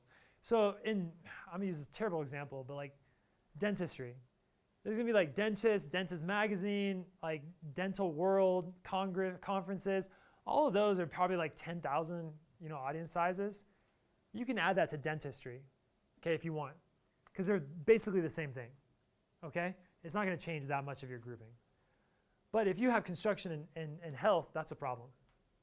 Okay, so I want to see that these are split out properly when you guys turn those in, okay? The other thing I want to see is that you're running lookalike lists. And based on what I showed you just now, it should be easy to create lookalike lists, right? You don't have to do it just off of conversions. You can do it off of video views. You can do it off of traffic to your website. I want you to start building those lists and running traffic to it if you can to see if you can test it. Does everyone know how to build the lookalike lists? Are we good on that? Say aye if you need me to go through it. Aye. Is it just Matt? Matt's missed a lot of classes. No, we can definitely do it. I'm sure we'd all benefit. All right, fair enough. All right, here we go. I love you, Matt. Had to pick on you some. You do watch them online? Oh, cool. Awesome. All right, this is what? It's all Greek. Come back next semester if you want. All right, so let's take a look at this and do it. Actually do this for yourself. Like if you're the one. I'm trying. You are. It took me, so I did a little Google thing and practiced. Uh-huh. I did 6 times practicing the Google thing. My best score is 51. On the test? On the test. Okay. On the Google test. That's how bad I suck. That's okay. I know, it is. I'll get better. You'll get better. It is what it is. It'll take you a little longer, but you'll get there. I went to audiences, okay? So I'm gonna create a lookalike list. I'm gonna select my source. It doesn't matter what your source is. So I'll just, whatever it is fine. He has value-based sources, whatever. It doesn't matter. Select the audience location. So this is important. If you're targeting, like let's say I'm targeting Phoenix for my Brazilian wax salons, what's gonna be my location? No. It's the United States. Weird, I know, but it's gonna be the United States. When I build my ad sets, I'm gonna target Phoenix, but I want this to stay broad. Okay? What if somebody moves to Phoenix after I already built it? Now I'm excluding them. So keep this broad. Then when I build the lookalike list, and Matt, if you're trying to get good at something, start with Facebook. Facebook's easier than Google, but Google's probably gonna be better for what your interests are for like business-wise. Yeah.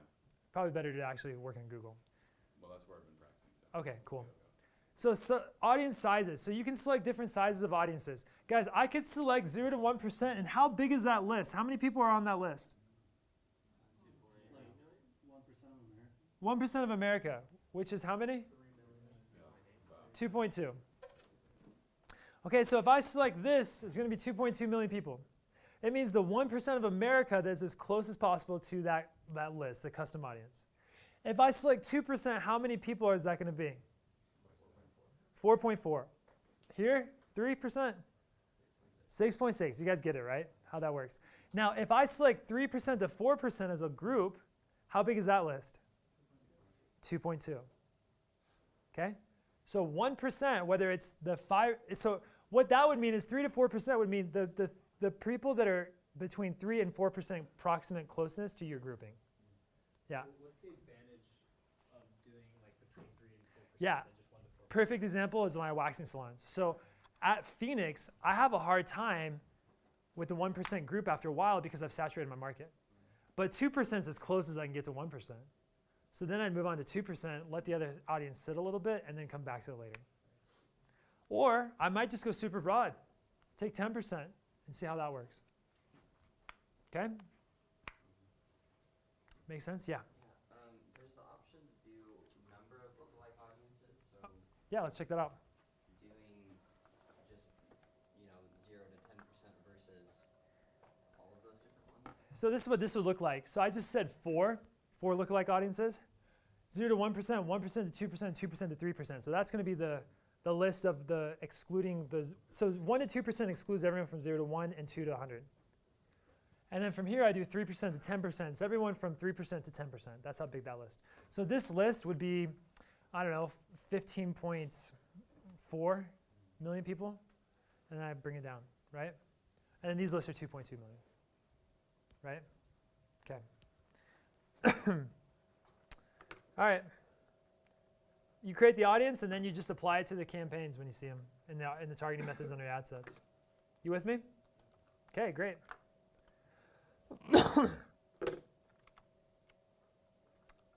Okay. So we talked about lookalike audiences, how to create them. Are the ad sets following the flawless Facebook method? Can somebody explain what I mean by that? David? Flawless Facebook method. How do I explain that?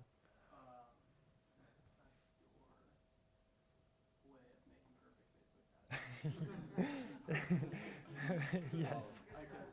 That's okay. Go ahead. Is it like you're mostly focusing on changing your audience and your offer? Because I know those are Yes. the biggest factors. Right.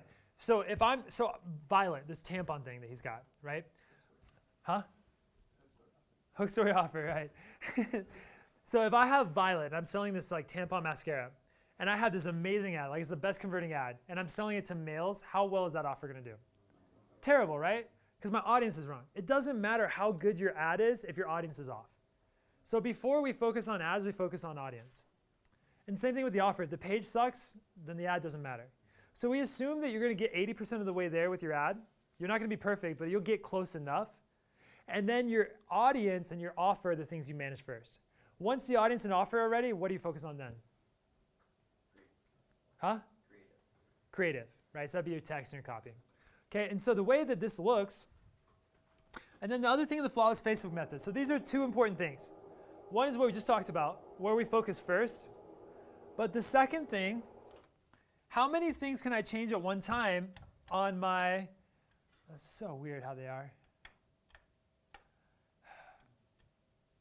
There's a delay, that's what it is. Okay. How many things can I focus on at one time? How many ads can be in one ad set? One. Google, yes. Facebook, no. So in Google, I want one ad per ad set. Or Facebook, I want one ad per ad set. In Google, I want 3. Okay, so if I have one ad in the ad set, why do I do that? Why do I just have one ad in the ad set? Spencer? Can you repeat the question? Why do I have one ad in the ad set? It helps you kind of have a control and compare it to other. Exactly.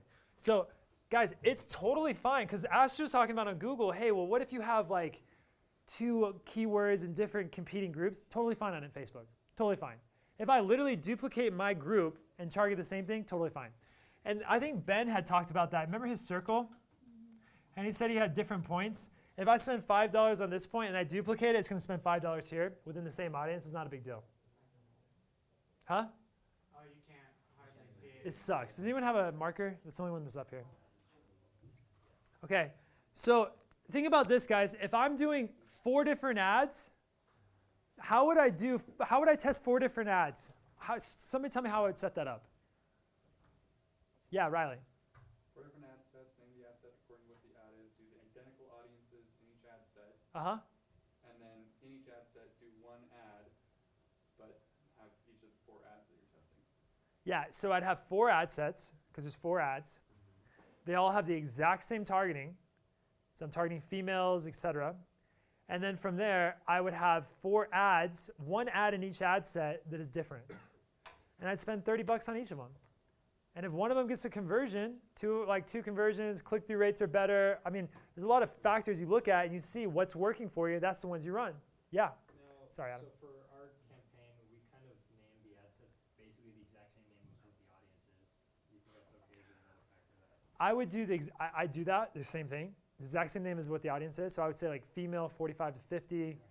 And then I would say And interests or whatever. interest, but then I have a bracket, and then I put what the ad is. Okay. Yeah, to differentiate from other ads. Because you might be in your next group duplicating that and testing a different ad. That make sense? Yeah, it does. Okay. I couldn't remember when you were talking about 4 different ads. Uh-huh. How different are they? Are you doing completely different hook story offers? Are you doing I thought we talked about just changing a set, but now I'm actually about to do it, so that's why. Yeah, no, so if in the beginning, I would try kind of different ads. And when I think different, I would try a long text ad and a short text ad with the same image. And I'd try 2 different images. I'd probably start with that. If I had 2 different offers, awesome. I would definitely do 2 different offers. Because that'd be more important than just different copy. Yeah. So when I talked to you before, you said that it was okay to add 2 ads as long as you pause the Yep. original Mhm. and then add a second and test that Yeah. in the same ad group. Is that okay? That's okay, because you have ad group history on that. Right. Okay. I don't want to explain that to everyone. Okay, let's actually talk about that. When would I start doing what he just said? So he said in the same ad group, when would I have multiple ads and break that rule? Adam? So I assume you do it so I started out with 4, right? Uh-huh. Once I've got 2 that are good, Yeah. I want to dig into what's good about them. I try and take the best of 2 and combine them, so I pause 1, or maybe I pause both, and then I put 1. Yeah, that could totally work. Like for example, just to give, with my example, my offer is I'm trying to change the pricing. So how much value do they get? Right. So if you're gonna do 2 bottles instead of 1, right? That's a different offer. So if you found okay, well obviously you think 2 bottles should be more, but then also it's the longer story, maybe you don't put those together as well. Yeah, okay, so that's a good thought. When you start off, you're testing 4 different ad sets, okay? Each of them has $30 of spend on them. You find the stuff that's working, so I found one that's the winner. That one starts working for a long time, and it builds up account history within that ad set. I might decide that at some point, if I'm going to experiment, I would pause the ad in there and then try a different ad, and then I would test other ads as well. Okay, just so it allows it to have some of the account history from before. How much of a difference does that make? Not a lot. It really doesn't. I don't think it makes a lot. But what it does is it could confuse you about what ads you're actually running on that ad set. So I don't love it as much. I like the idea of just creating new things. If you do, though, it's not going to hurt anything, but I definitely don't want more than 1 ad running at a time. Okay? I definitely don't want more than 1 ad running at a time. In an ad set. Yeah. So again, if something has a $1,000 spend versus the $30 spend, there might be some benefit to that ad set. And just leave stuff running in there. So maybe I take my next best performing ad and throw it in there and see if it does well. Okay? All right, so with the flawless Facebook method, so a couple of things on that. So ad set level, I'm going to test different offers, I'm going to test different audiences, and then I'm going to go through and test different ads. Okay, and then from there, see ya. I might test different targeting methods. I might test placement on stories versus a placement on like news feeds, right? So I test those kind of things. I might test a cost cap versus lowest cost, that kind of stuff. There's different changes we can make in that sense. Yeah, it's within the ad set, yeah. Yeah, within the ad set. Okay, so let's keep going on this. This is your final information.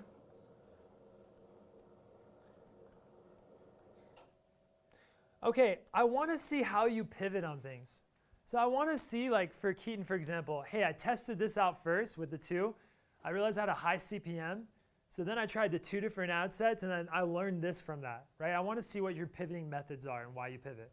Yeah? That's another question I have. So I remember you told us this before, and I forgot if it was for Facebook or Google, but how long do you test an ad before you kind of decide if it's So for Sugar Me Wax, a typical conversion is $4. Might spend $20 on that ad set. It's about 4 or 5 times. If it's, So Ben's rule is 3 times Oh, I thought they, whatever the cost, like purchase price is. So if you're selling something well, I for thought that $50. was like that was like how much you'd sell the product for, isn't it? No, oh yeah, well that is that rule too. But so if it's gonna cost somebody $20 to get whatever it is that you're selling, then spend $60 on the ad set to test it. yeah, usually in that time period you're going to find something. If it's brand new, I'm going to probably spend a little extra. But something like mine account, which has been running for a while, if I'm getting a $20 CPA, that ad's not working right. If I'm getting a $10 CPA, I'm probably going to pause that pretty soon. I might let it run a little longer, but I'm probably going to pause it at some point because it's just not backing out for me. You know, it's crazy how fast that goes through on the cycle. Yeah. Okay, here we go. So on the ads level, great questions, by the way. Everyone's had amazing questions today. On the ads level, I want to talk about this. Is that better? Yeah, that's a lot better. Okay, so I want to see the hook story offer on the ads. I actually should add that on there. Hook story offer.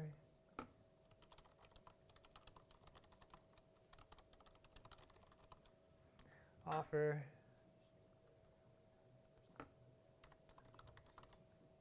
And we're going to make this 15 points now.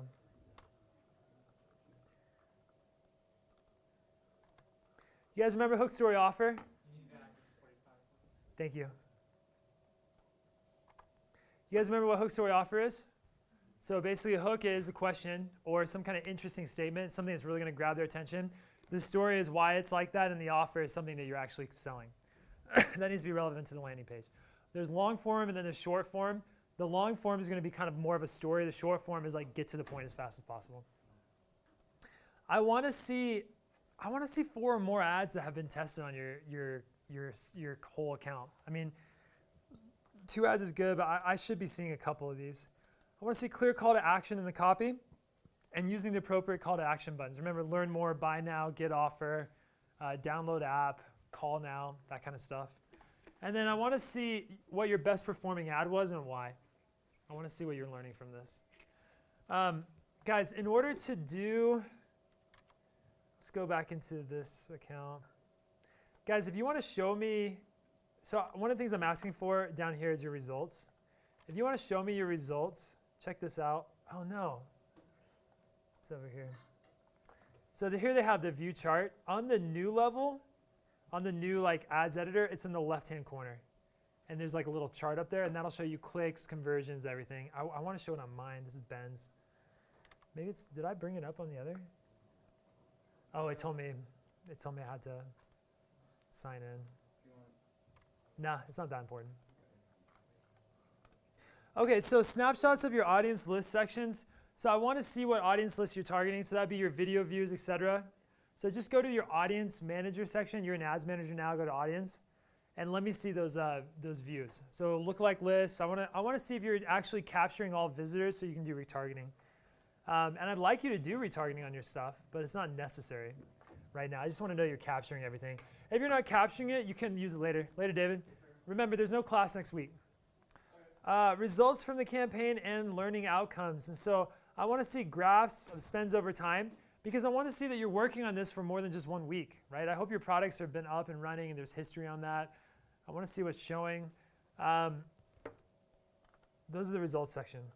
So that's the basic gist of this final. Any questions on this? Yeah. We have access to this rubric as well. Mm-hmm.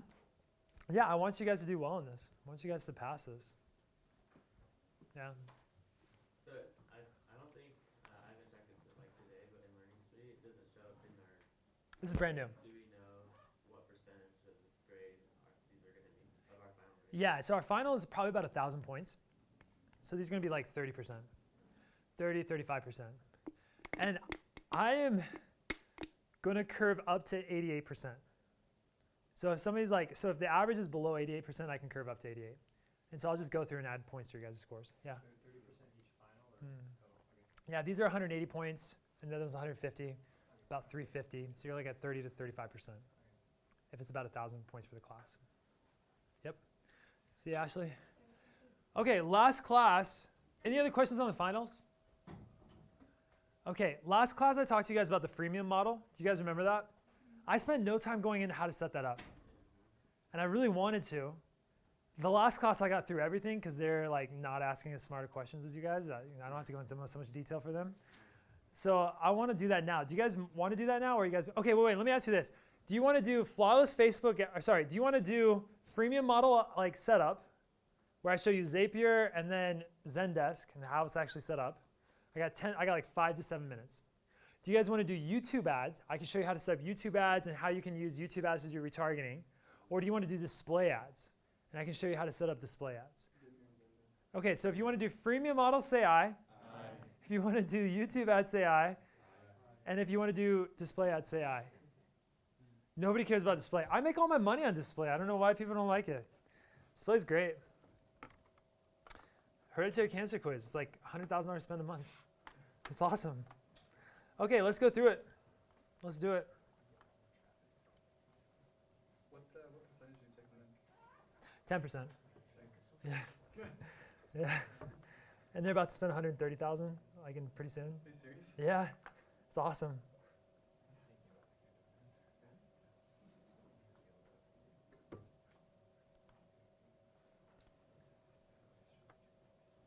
Okay, guys.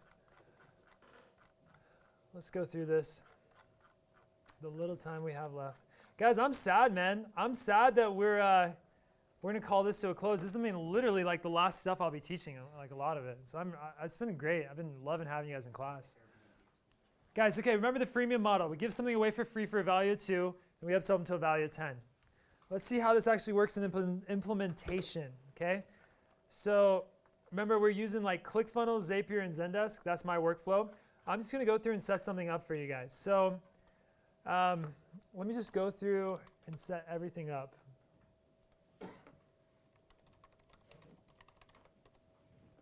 Later, Matt. Yeah. Oh, I don't know his password. Crap. I do. You do? Yeah. All right. Actually, I also have that. Yeah, just pull it up on the big screen. Okay, so first off, we create the landing page. We have a form fill on ClickFunnels, okay? You guys know what Zapier is? You guys remember what that does? Okay, Zapier takes 2 random apps and connects them and combines them. So I can take ClickFunnels and combine it to Zendesk through Zapier. So I'm going to hit Make a Zap, okay? Now under this, let's find ClickFunnels. Mine's right here already. And then for when ClickFunnels triggers, I want to see a new... Yeah, sorry. So I just kind of go through these things and like figure it out. So here's ClickFunnels. When I have a new contact activity, that's a lead, I'm going to hit continue. Here's my account. I find my account in there. You connect yours if you're going to do yours. And then I look at my funnels. Oh, these are optional. I don't have to do anything there. Just continue. Find data. This is going to test and review. It pulls the contacts. So it pulls actual contacts from data in my account. And I'm done editing. So now I found the data. The data looks good. The next thing I'm going to do is do something. I could do tons of stuff with this. I could send it to Google Sheets. I could send it to an email. I could store it in a Drive folder. I could text somebody about this. There's literally hundreds of applications. So over here, I'm going to go down to Zendesk. Okay? Choose the action. So I'm going to, in order for this to work, I have to do 2 things for Zendesk. I have to create a user and then create a ticket. Okay? So we're going to do both of those right now. I'm just going to show you how this works real quick. So here I create a user, hit continue. I find my Zendesk account just like I did on the other. I just connect the 2. Now for name, I go over here to this box, and this was the contact that just came in. So I hit name, and I just connect the name to the thing, and I connect the email to the thing. And now this stuff is all there. If I want to add in notes or details of that person's thing, like I could have the note saying, this came from Facebook. This is a ClickFunnels thing. And then in Zendesk, on the notes for Zendesk, it will show up. That's how cool that is. Phone number. So here, I add the phone number of the person. Now, there's a caveat on phone number in Zendesk. I don't expect you to remember this. but Zendesk will not add any phone number without the country code. So before I could do this step, I actually have to add another funnel step where I take the contact here and I change it in the formatter. And I just find the phone number. Yeah, it's numbers. And I'm going to transform format phone number and then add the value of 1 behind it. 2 plus 1. That's it. Okay? And then from here, under Zendesk, I create a new user. Remember, I did everything we said so far. Before you get too far, Yeah. what is Zendesk? Zendesk is a CRM. So it's a Customer resource management. yeah. So basically, it's a place where you can pull in emails, text messages, phone call notes, and just everything all in the same place for a single customer, so that you can just manage it all from the same place. So it manages the customer information the way you want it, via the way you set it up in Zendesk. So Zendesk is basically a ticketing software. So if a ticket comes in, remember last time a phone call comes in, a text comes in, whatever comes in, it's going to create a ticket. And the ticket starts off as new. You respond to it. Then it goes to pending while we're waiting for a response from them. They text back. Then it's open. You text back as pending. They text back as open. And then once you've solved the ticket, you hit solved. So nothing gets missed. That's what's awesome about it. And there's macros and workflows on there so that if something happens, like a new ticket comes in, like we're going to do now, a new ticket comes in, and it has a tag on there like promo 8, that's my promo tag, then it tells Zendesk to do something, like send a text out to these people automatically. Okay? So I'm showing you the Zendesk section of this. I added, so basically all I do is I customize the user by adding the name, the email. These are, it says Brianna Jackson, but that's because that was remember that was my test data that pulled in from before. So I had some contacts already in ClickFunnels, and I'm pulling that data in. So I take Brianna Jackson, my email address for Brianna Jackson, and then my phone number. And remember, I'm actually got to choose the one from numbers. I'm going to choose this phone number, not the one without the format. And then for a tag, I add a tag in there, promo 8.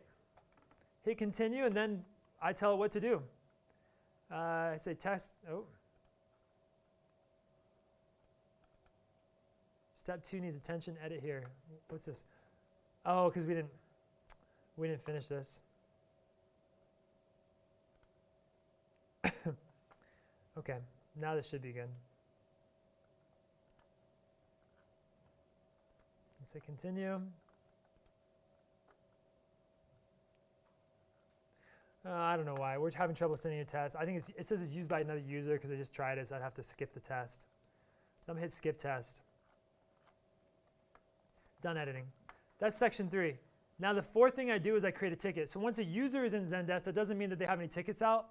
Now I create a ticket. Okay? So in Zendesk, I go back down to Zendesk. And now I create a ticket. Create ticket. And now it has all the fields for a ticket, and I start adding those fields in. And one of those fields is send this message out. And then when the message is sent out as a ticket, it creates I go into Zendesk and create a macro, and I add the text in. Okay?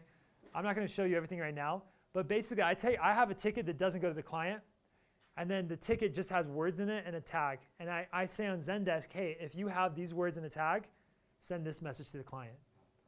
Yeah, and it's just a macro. Automatically goes out. So anytime somebody texts in, I do that. For abandoned carts, I can send that message out from Zendesk. If somebody abandons a cart on Shopify, Shopify's a Zap. I take that Zap and I send them a text or a message on Messenger. There's tons of different Zaps. You have hundreds of them you can choose from. And so I use this to create my workflow from ClickFunnels to Zapier to Zendesk. And then any kind of freemium model, I would solve that way. So I would just run a freemium model. It costs about $70 a month for Zendesk, the full version I need. And I could just do all kinds of stuff with a freemium model. I mean, you could literally target dentists. We talked about this last week. Dentists, doctors, chiropractors, just sugar me wax salons. There's tons of people that you could do this with. Any questions on this? Guys, thank you so much. You've been amazing today. Thank you. You guys are awesome. Seriously, you guys are awesome.